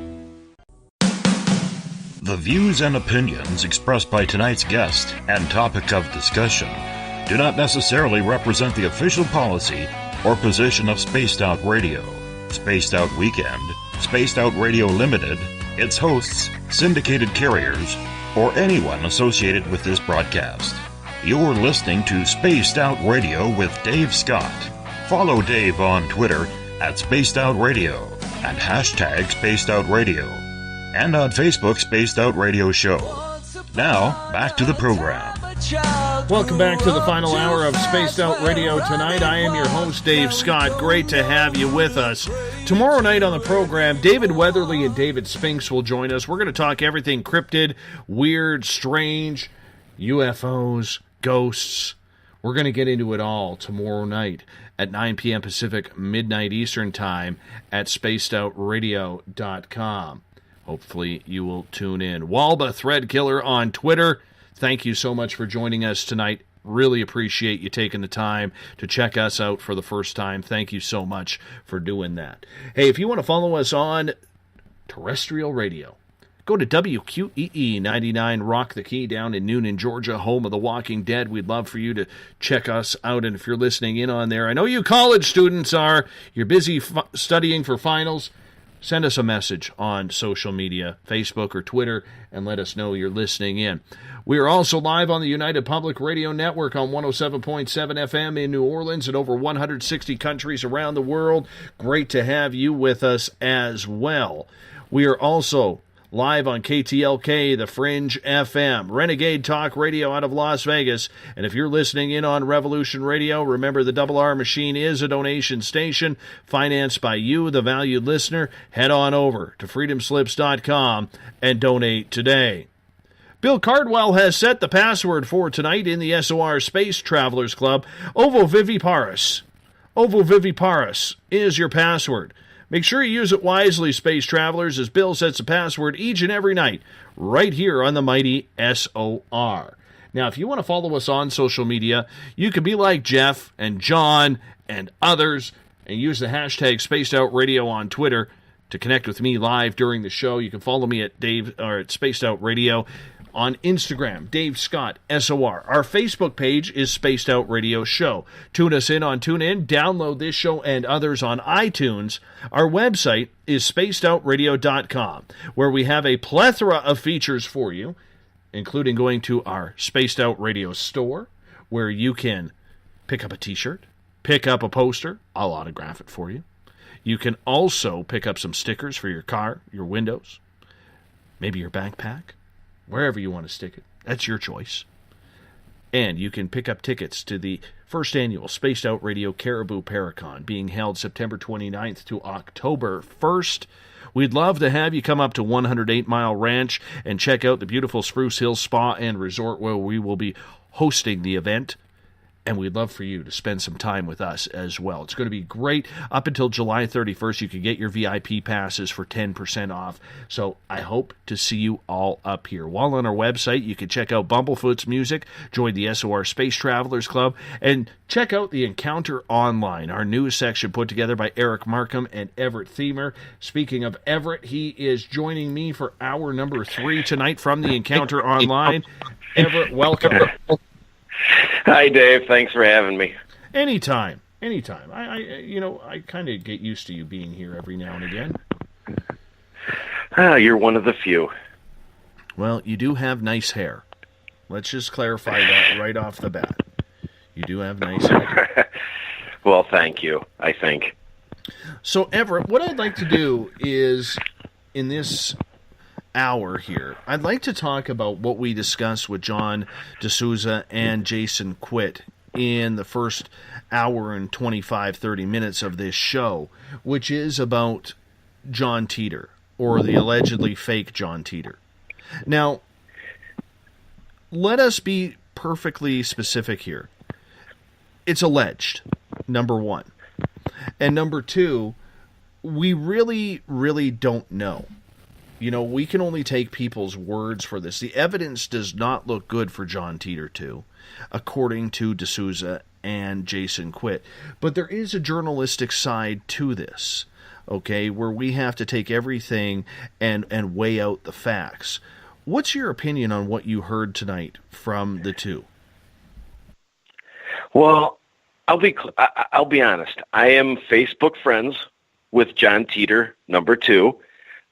He's added me to several of his groups, and I follow, or check in at least, on a lot of the stuff that he posts. I think that they're pretty much dead on. I question a couple of things in that, why are we so sure that number 2 has no connection at all to number 1? I'm not saying they are one and the same, but I think there's, and this is, again, speculation or what I believe or what I've seen hints of, that there is a connection somewhere between 1 and 2.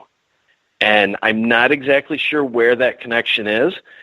I have some suspicions, but I can't prove it yet. And I think there's more than just this guy picked up where the other one left off to grab his 15 minutes of fame too.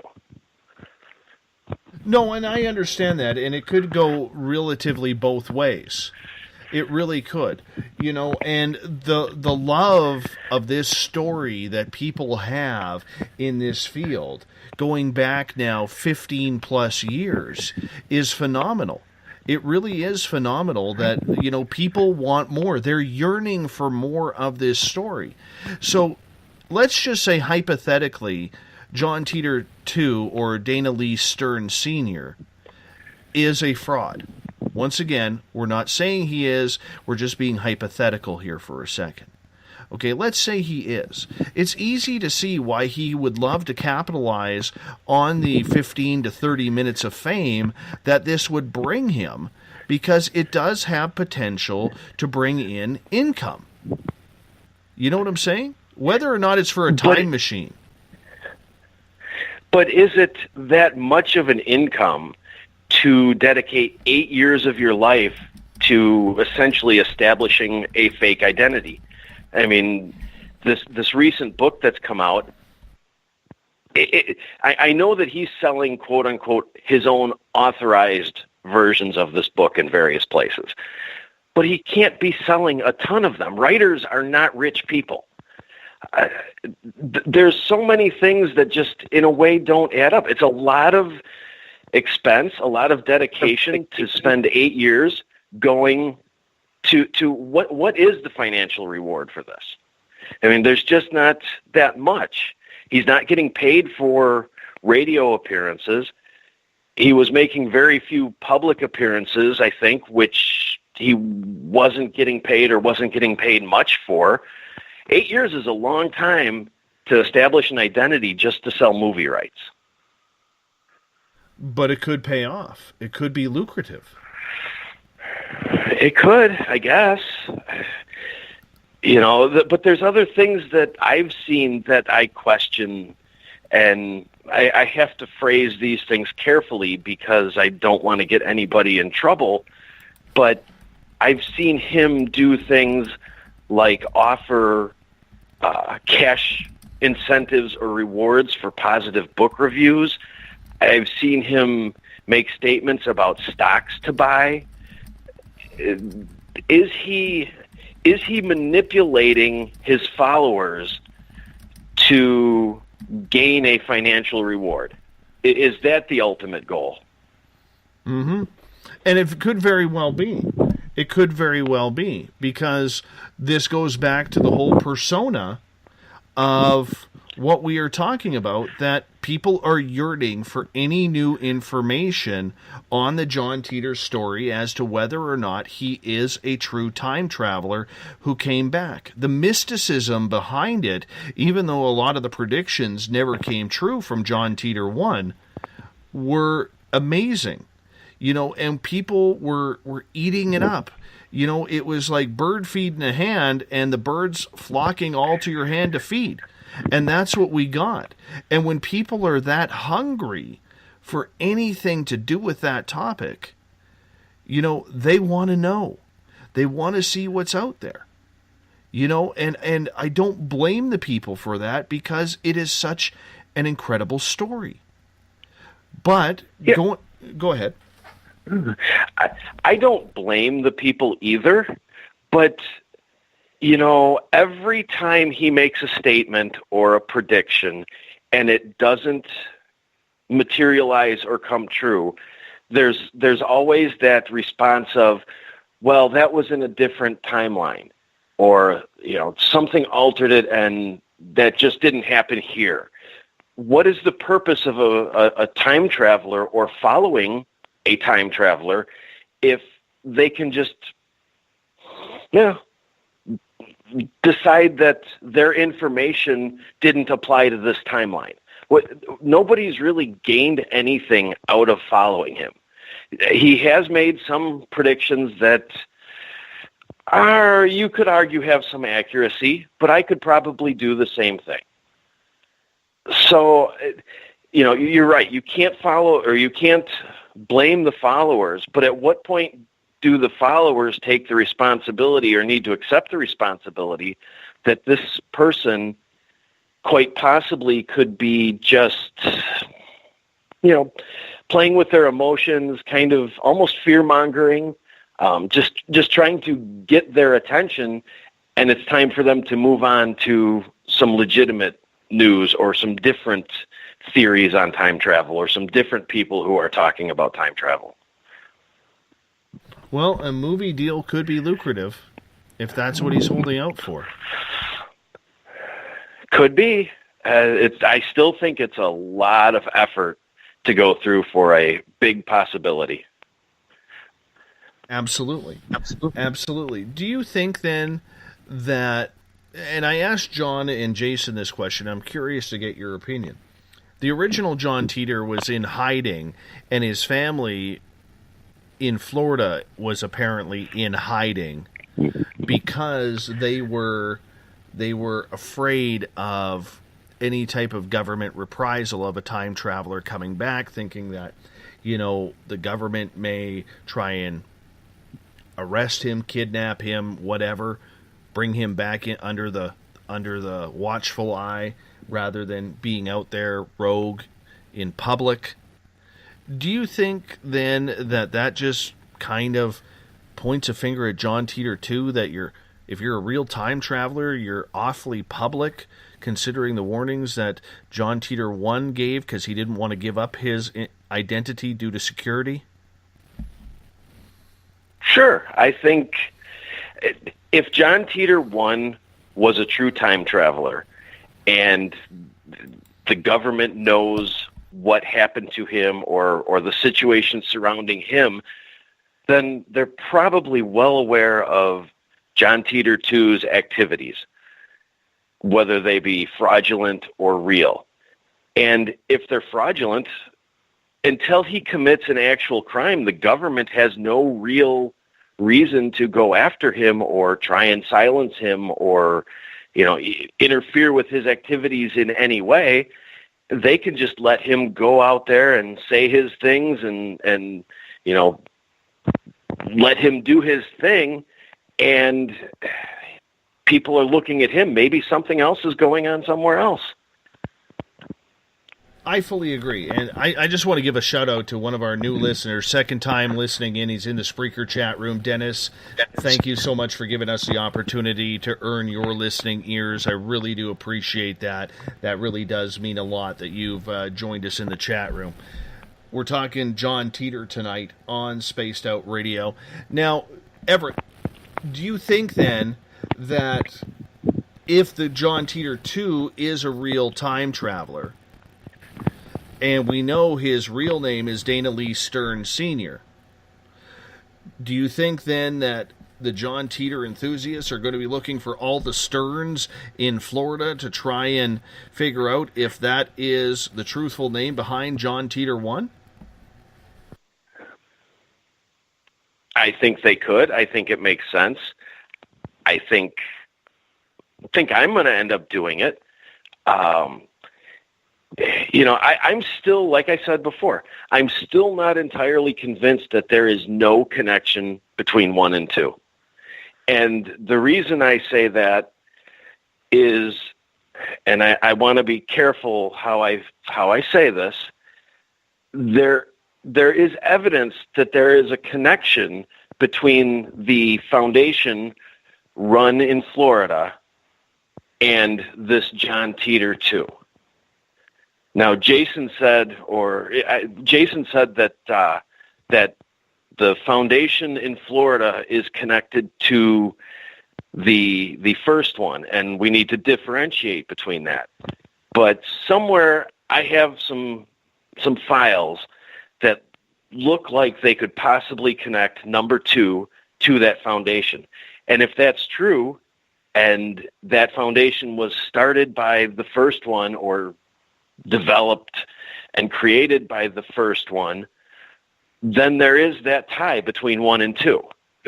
So it's hard to, there are so many layers to the story, and there are so many mistruths and untruths that you have to keep peeling back each piece just to find 5 more questions to ask. Well, you just said something very curious to me. You have files on this that you have done for your own studying in journalism. What makes you think that there could be a tie between the two? I have some posts that other people have made. I believe I have a couple. I won't say definitively that number 2 has alluded to that foundation, but I have some things that sort of begin to connect number 2 to that foundation. I'm not trying to sound like I'm hiding something. I'm trying to phrase this carefully because all of this, of course, is alleged, and a lot of it is from the internet, and we all know how reliable that can be. So I want to be careful when I phrase this and when I say this, but I think if you look hard enough, there are those documents out there. I want to see that proof. And I don't think there is any correlation between the two. That is a personal opinion. I thought when he went on that other radio show that's at the same time, but all their Twitter followers are following us now, I want to say that I thought that it was bad journalism, if I can use that term correctly and gently. You know, because we in the media have a fine line that we walk when it comes to these topics. Okay, so people like John and Jason can call him out, but on our end, we have to use the word supposedly, allegedly. You know, because we have to be able to protect our medium as well, and that's a journalist's duty to call it down the line. And allegedly is part of that line. Do you think that with all the radio shows that Mr. Titor 2 has been on, that they really haven't done the research on it? I think a lot of them just thought, ooh, we can get this guest that was on or connected to the old Art Bell days, and he's a time traveler. It's an interesting topic. I think they saw the name and ran with it. Thought, hey, we can get him. Let's get him on. I don't think a lot of them really dug into the full story, and I don't think a lot of them researched all of his activity.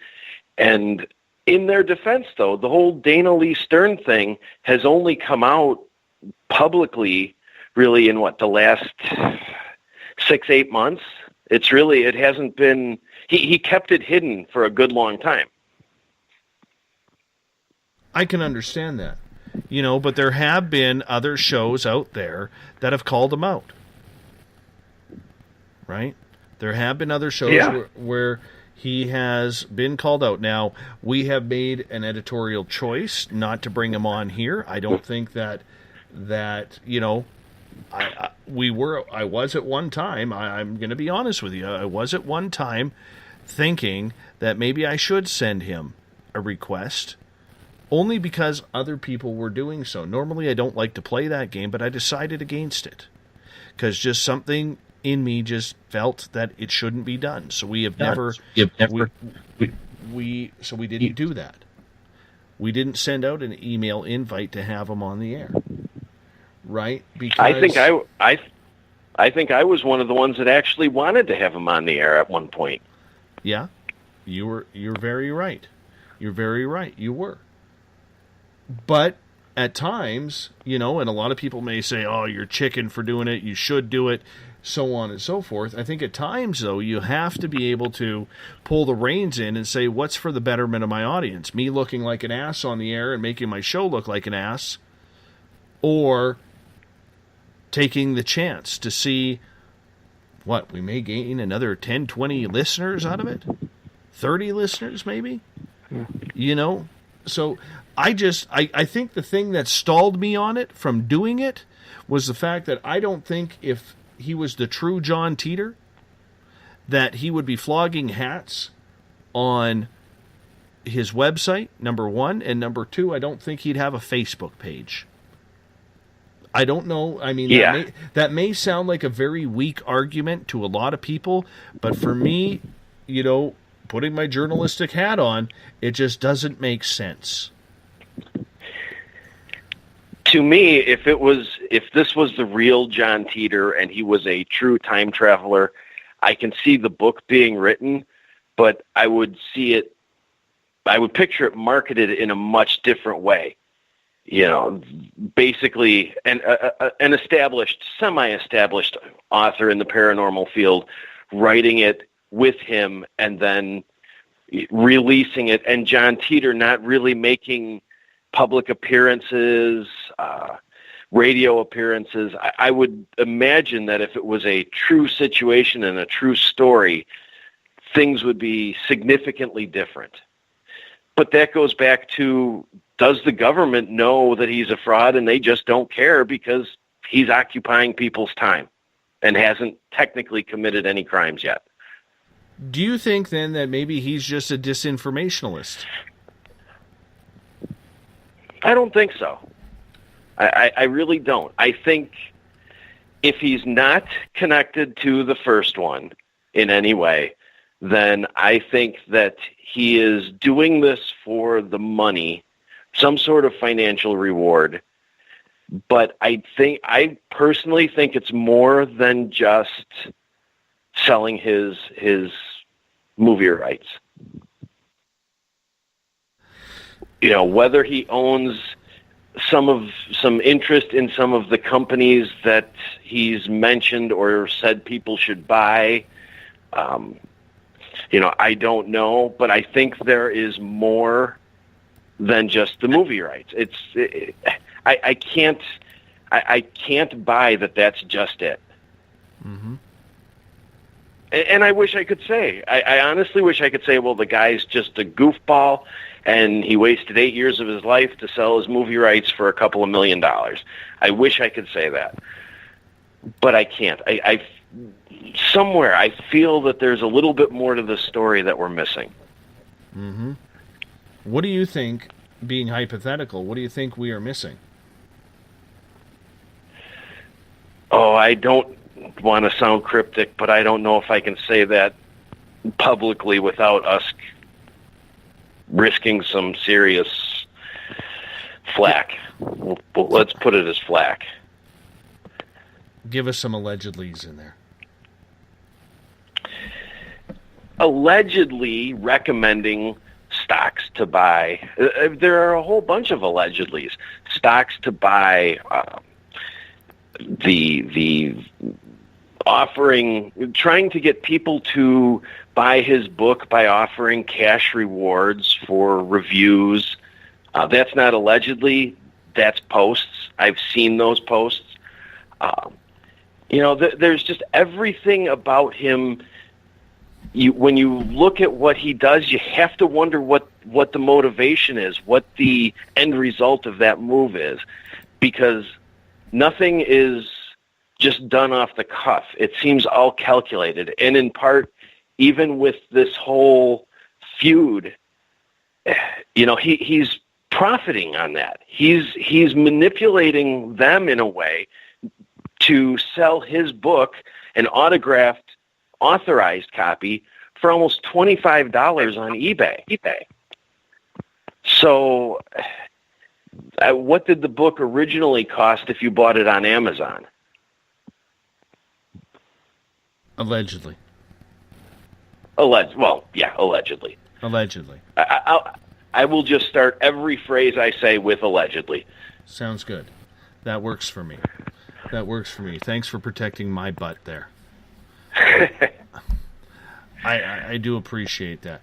One of the things that, I do want to say, our audience is smart. I read up, even though, I'm a little busy at times and I don't have time to respond to everybody with 4 different chat rooms and Twitter going, okay, that I'm trying to monitor all by myself here. One of the things things that I truly believe in is that we have one of the smartest audiences out there, and they're very open-minded. I think they listen to this show because of the fairness that we try and bring to each and every topic out there going. And, I just see this, if we were to bring them on, which we're not going to, I see that as insulting the listeners. I really do see that as insulting the listeners.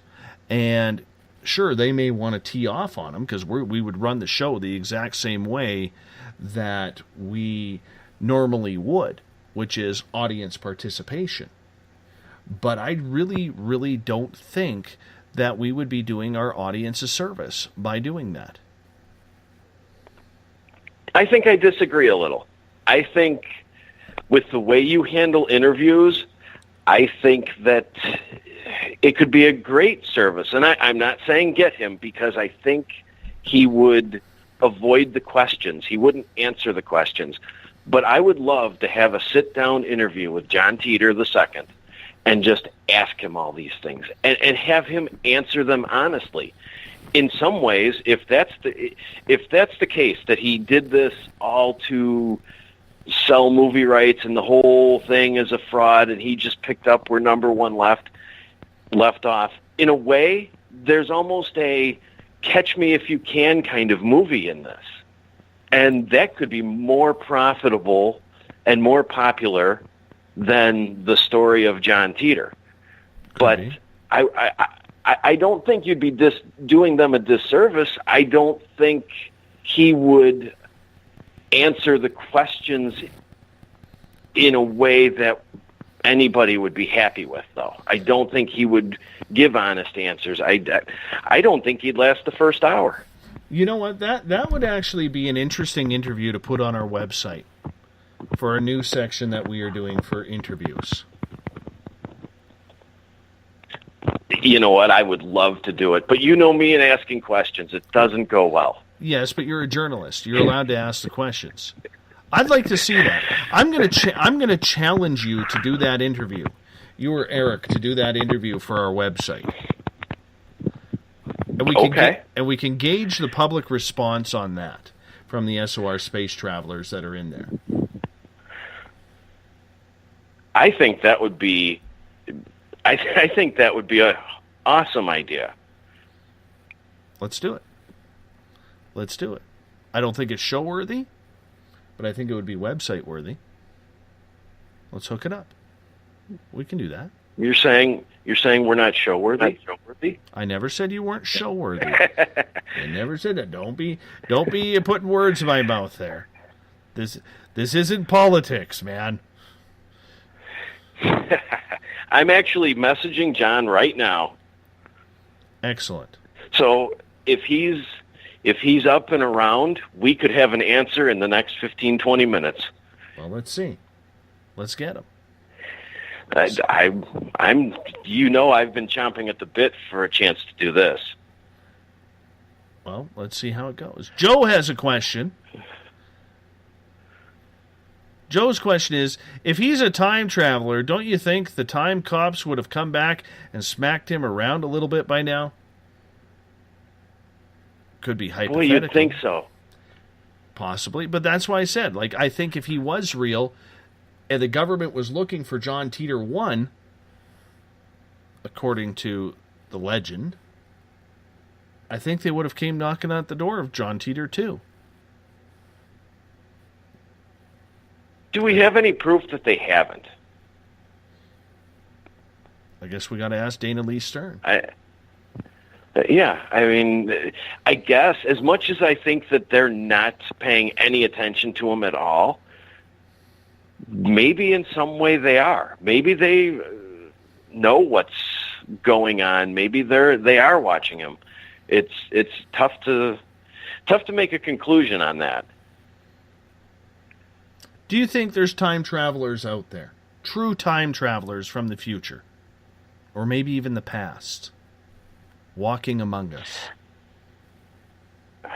I don't know. When you start to talk about time travel, and then people bring in the what is it, the time space fabric and how it can be bent, and I just get confused. I'm not that smart. I guess in theory there could be, but I honestly have seen no evidence of a true time traveler. I think if there is time travelers, and I like to believe, maybe it's the kid in me, but I think there are time travelers here. But I think they're so inundated by military or government officials that I think if they are time traveling from the future to back in this time space, I think they're going to places like Wright-Patterson or Area 51 or Dulce or something like that, some secret military base to bring technology or ideas or whatever. I don't think that they are, going to look for an IBM computer part from the 1970s. I just don't see that at all. I just think that bringing technology from the future to give to us or to introduce to us is just a strange thing to do.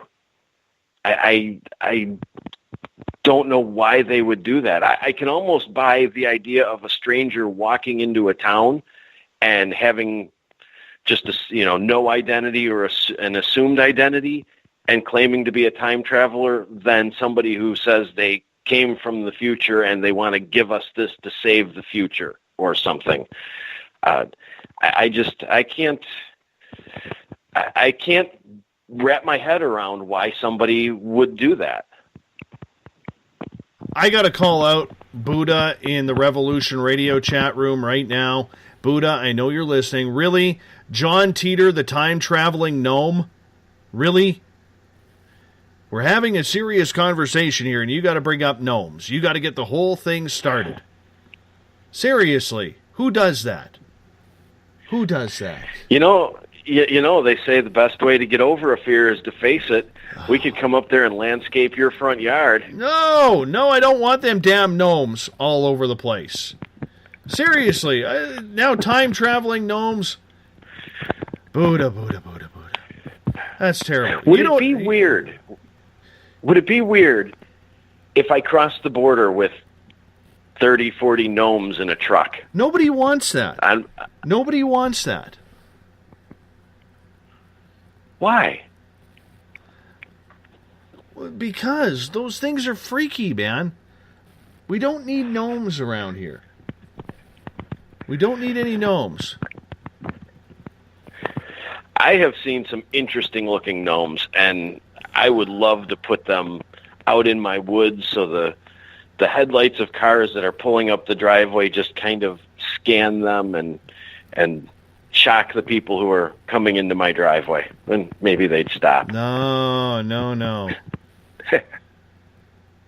No bloody gnomes, man. No bloody gnomes. And here we go. Craig, any stories of time-traveling space gnomes?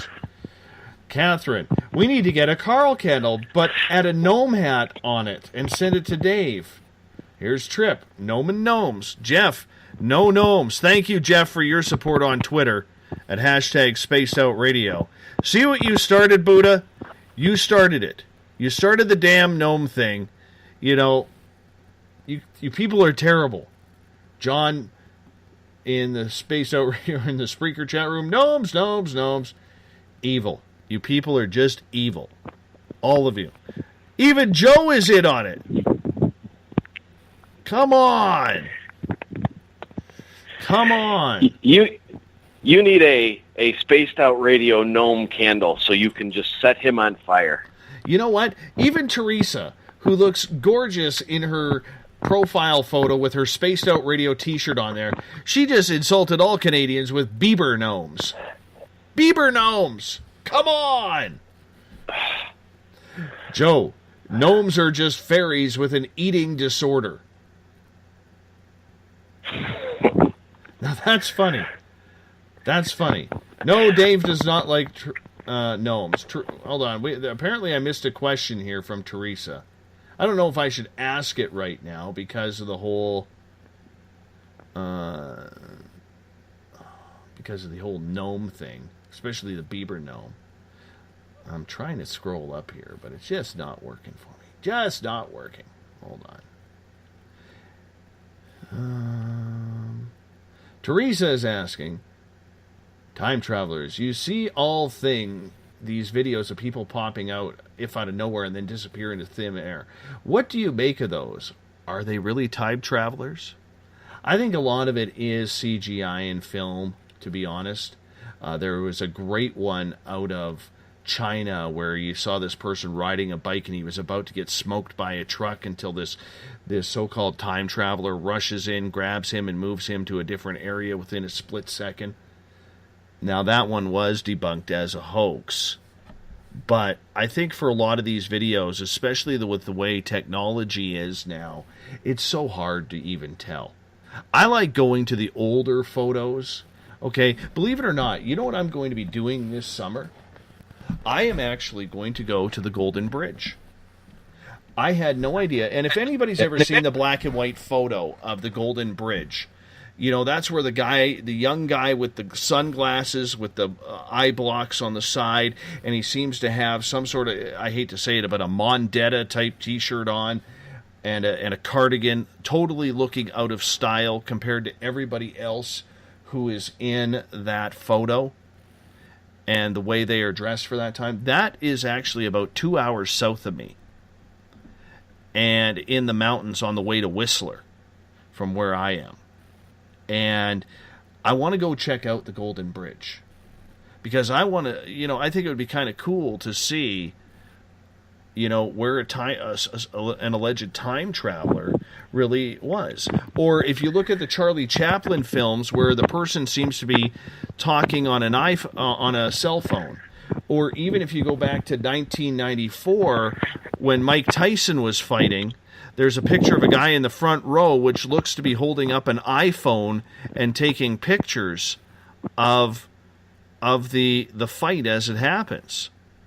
You know, I think there is some strange things out there, but I don't know if you know, any of what we're seeing on YouTube is actually real. Everett, what's your thoughts? Well, this is where the skeptic in me really kicks in, because these videos that I've seen of somebody popping in and out of a video shot for just a few seconds, if they're a time traveler, what is the purpose of just popping in and disappearing? You can't learn anything. You know, I don't know logically what the purpose would be of somebody doing that. And then the other photos, I know that there is it the Charlie Chaplin one where it's the older woman holding what looks to be like a mobile phone or something. Yes. There were hearing aids readily available that looked exactly like what she was holding. If it's the one I'm thinking of, it was a younger gentleman who looked like he was wearing a football or rugby kind of jersey with, I believe, an M on it. And he kind of looked like a modern-day hipster, a little bit out of place, a little bit kind of cocky. All of the material that he's wearing was available back at the time. The clothing, the glasses. So when I look at those, I just can't buy that they were time travelers. Everything that they have in those photos was available in some form. Now, you can say that, yes, cell phones were not available when that woman was, I believe she was an extra or something on the set of a Charlie Chaplin movie, correct? Something like that? Yes. You know, there are, I think, I want to say 7 or 8 different models of hearing aids at the time that looked almost exactly, if not exactly, like she was holding. Before I'm going to jump to her being a time traveler, I'm going to assume she was an older woman with maybe a hearing problem. The guy at the bridge... Hold on, I'm going to time out right there. Because if you watch the video, normally I agree with you. Normally your opinion and my opinion very rarely differ. But in that video, if you watch her, she is speaking. She is speaking in that video behind Charlie Chaplin. So if she has a hearing aid in and there is nobody there, who the hell is she speaking to? Do we have a schizophrenic or a bipolar person talking to themselves? Hey, I talk to myself. Does that make me old? Well, old, yes. I don't know. I can't answer that question. I don't know why she was speaking. What I do know is that if you just watch it, what she has appears to be something commonly available in that time period. We can say that it was a phone, and it looks like a phone, but I think everybody also has to admit that it does look like one of these hearing aids. So if it looks like one and looks like the other, and one of them makes sense and one of them is a little farther out there on the scale, which one should we really accept as the answer? I think you're trying to be too skeptical right now, and I'm trying to be too conspiratorial.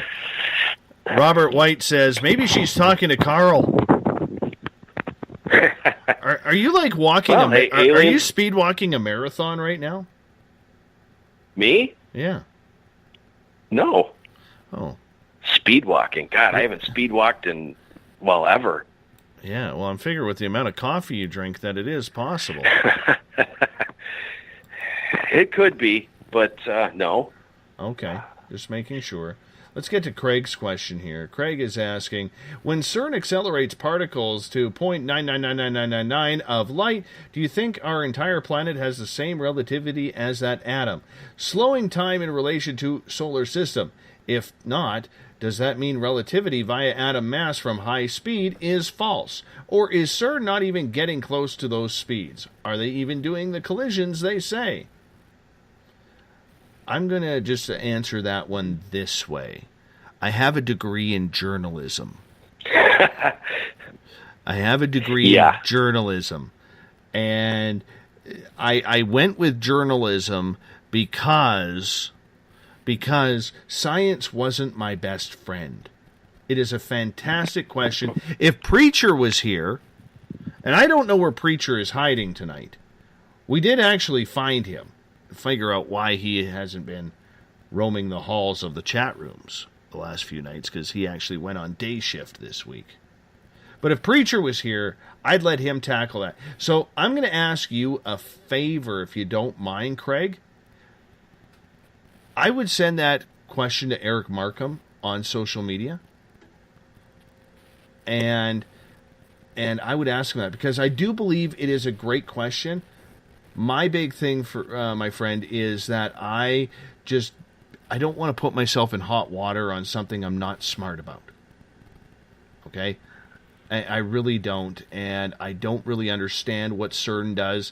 To me, CERN actually scares me, so I try and block it out of my brain, because I think when you have people who are working in a place like CERN playing God or trying to play God, whether you believe in God or not, I am a believer. That's okay. It scares me to think what they could be doing in there. So I try to tune it out with everything. Right? So that's my answer, and I apologize, but I'm not trying to dodge it. But hit up Eric Markham on that. He would be fantastic to answer that question. That's what he's all about. That's why we have a resident scientist around here, so I don't have to deal with it. Yeah. I'm glad you deflected the question, because I got confused after about 5 words. Yeah, that was a good question, though. I'm not going to lie. First-time listener any first-time listener who's listening in and saying, "Wow, that host, he's one of them dummies there. He's one of them dummies. Doesn't like them science questions. Doesn't like them science." Let's get to Joe's question here. Wasn't there a time traveler that claimed to be the little kid in the photo during the Gettysburg Address? Yes, that was Andrew Bashago, lawyer out of Seattle. And I am efforting to come up with a date. He has said that he would come on the show. We just haven't been able to lock down a date yet. So I will try to lock down a date with Andrew Bashago, because I think it would be important. I'd actually like to get Andrew Bashago's idea of what he thinks John Titor is and John Titor 2. That would be a good one to ask him. That would be really interesting. Absolutely. Absolutely. Bill Cardwell says, Dave Scott is afraid of science? Certain parts, yes. Certain parts. Science scares me. Well, they use big words. They do and use math. big words. Yeah. Once again, I have a degree in journalism, people. I mean, that's like getting a degree in political science. There's only so many ways you could go with it. But it's an expensive piece of paper to hang on my wall. You know? Expensive piece of paper to hang on my wall. It looks pretty, though. It does. It does. Cost me $25,000 for this voice. Imagine what kids are paying today. You know what's funny? I gotta tell you this. Between year 1 and year 2, because it's a 2-year broadcasting course, and it was heavy, man. Where I went to school, it was heavy. So they didn't offer bachelor's degrees back then. So I have an associate's degree. And what they did, though, is they took because the school that I went to, British Columbia Institute of Technology, they took a 4-year journalism course and they crunched it into 2 years. So my first semester I had like 9 courses. My second semester I had like 8 courses. And I still have nightmares over all that, man. I still have nightmares over it. But the whole point that I'm saying is, you know, I got a 4-year degree with an associate's degree tagged on it because they can't give out, or they couldn't give out 4-year, you know, bachelor's degrees on it. Sucks. That doesn't seem fair. No, it doesn't. I actually applied for a job that wanted a bachelor's degree. You had to have a bachelor's degree in order to apply for this job. I said, well, I have an associate's degree. And they said, well, that isn't good enough. And I said, how can it not be good enough? I did 9 courses the first semester, 8 the next, and then 8 the following. Are you kidding me right now? I said, explain to me. Couldn't you take that to another university and basically enroll for a semester and have all of that transferred and broken up into... Probably, but you got to realize I didn't think I'd ever get to university or technological school. But I did. I'm still proud of myself. But anyways, the whole point that I'm getting to my story here is, when I was in broadcasting school, my first year, when I was on the radio, I sounded like this, and I kind of sounded a little plugged up, and I'd breathe a lot in between words. So one of my instructors came up to me, he says, his name is Bill, says to me, he goes, you know, you could have a great radio voice, but the breathing in between, your breathing is terrible. He goes, have you ever broken your nose? I'm thinking, God, man, like 4 times, 3 of them in a hockey fights, you know, and I'm like, yeah, of course. And he's like, well, you might want to look at, if you want to make this a career, you might want to look at surgery. So I go to the nose doctor because I had no idea what a rhinoplasty was. Oh, yeah, we can get that done. And they, you know, I scheduled it during my second semester. And in the summertime, I got my nose surgery done. I'll tell you, these people who have had like 4 or 5 or 6 nose jobs, those are tough people, man. Because I don't know, I'm injury prone, Ev. I've blown out all the ligaments in both knees. I've dislocated my ankles. I've dislocated fingers. I got a buggered up back. I've had like 4 or 5 concussions. You know, broke my nose a number of times. Broken my arm. Taken a baseball bat to the head. You know, it's been a rough one. I'm not going to lie. Old Davey is injury prone, okay? I'm injury prone. I have no problem saying that. But I can tell you this, out of all the surgeries I've had to repair all of my injuries, nothing hurt as much as having my nose repaired. Nothing hurt that bad. That is painful, man. So if you're thinking about nose surgery, If you can't breathe out of your nose, get it done. But even if you have, I was down to, I think it was 10% in one nostril and 8% in the other one. Because my septum was so shattered. My septum was so shattered. But I'll tell you, man, it was a great fight. On the ice, it was a great fight. It got voted Fight of the Year. Right? Well, that's what's important. Exactly. You know, so... See, go ahead. I was just going to say, I had, impromptu nose surgery in that a long time ago, I had broken my nose, and we just kind of set it there, and I never really had it fixed. So one nostril, you would breathe, and you could always tell one nostril was getting more air than the other to go into your lungs. And a while back, I had the bright idea of teaching my wife how to golf. And I have a small driving range off the side of my house, and she was hitting golf balls, and none of them were getting off the ground. So I thought it would be safe to go out into the driving range and start picking up golf balls. And then I heard this click that only a golfer will understand is when the shot is hit perfectly.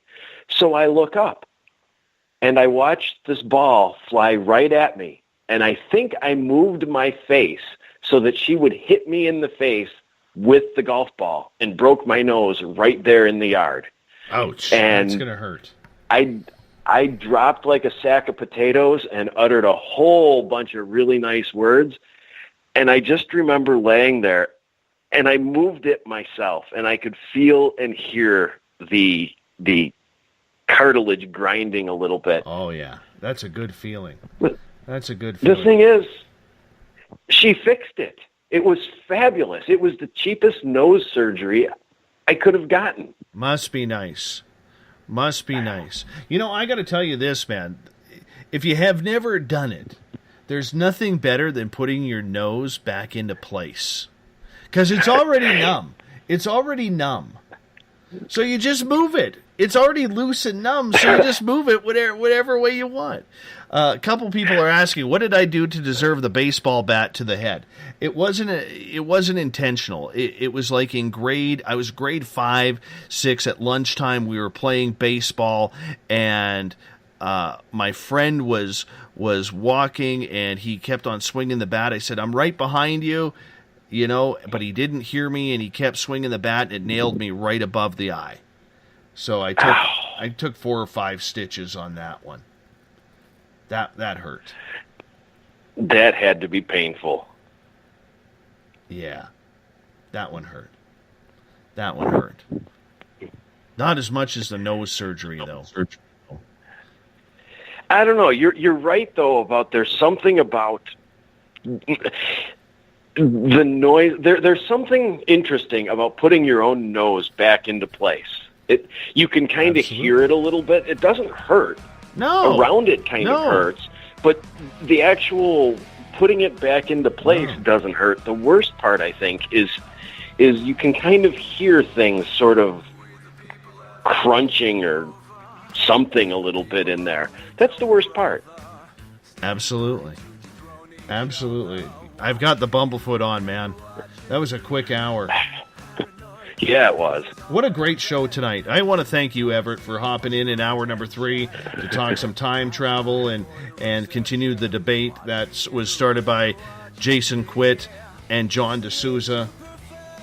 I'm very curious to follow this story. They were fabulous guests. Absolutely. And you know what? For our website, I want you to try and get John Titor too. That would be a great piece for our Space Travelers Club. I have already messaged him, and if I don't hear from him in the next 24 hours, I will follow up with him again. Perfect. I appreciate that. You hold on. In the background, you hear Mr. Ron Bumblefoot THAL cranking out Little Brother is Watching. Bumblefoot is the official music of Spaced Out Radio, rocking us in and out of every single show. So you make sure that you check him out online. I would appreciate that. Thank you so much. Tomorrow night on the program, David Weatherly and David Spinks are back on Spaced Out Radio. We're going to talk all things cryptid, creepy, and maybe from the skies above. Never know where it's going, but we're going to hit it out of the park tomorrow night, 9 p.m. Pacific, midnight Eastern Time at spacedoutradio.com. I want to thank my members of my team, Everett Thiemer, as you just heard him on hour number 3, along with Eric Markham from the Encounter Online, Kim Gandy, our Director of Business Management, Catherine James, Social Media, Jolene Lammers, Web Design, Bob Davis, the beautiful, sultry voice that intros me, Thomas McGowan, Sales, and our Paracon Coordinator, Lana Scott. Good to have you a part of the team, all of you. I look forward to talking to all of you in exactly 21 hours from now. I'll be here. Will you? I might be a little late, though. I won't be for you guys, but just setting everything up. My little guy turns the age of 4 tomorrow. So I want to celebrate with him a little bit. On that note, Mr. Bumblefoot, take us home. Good night.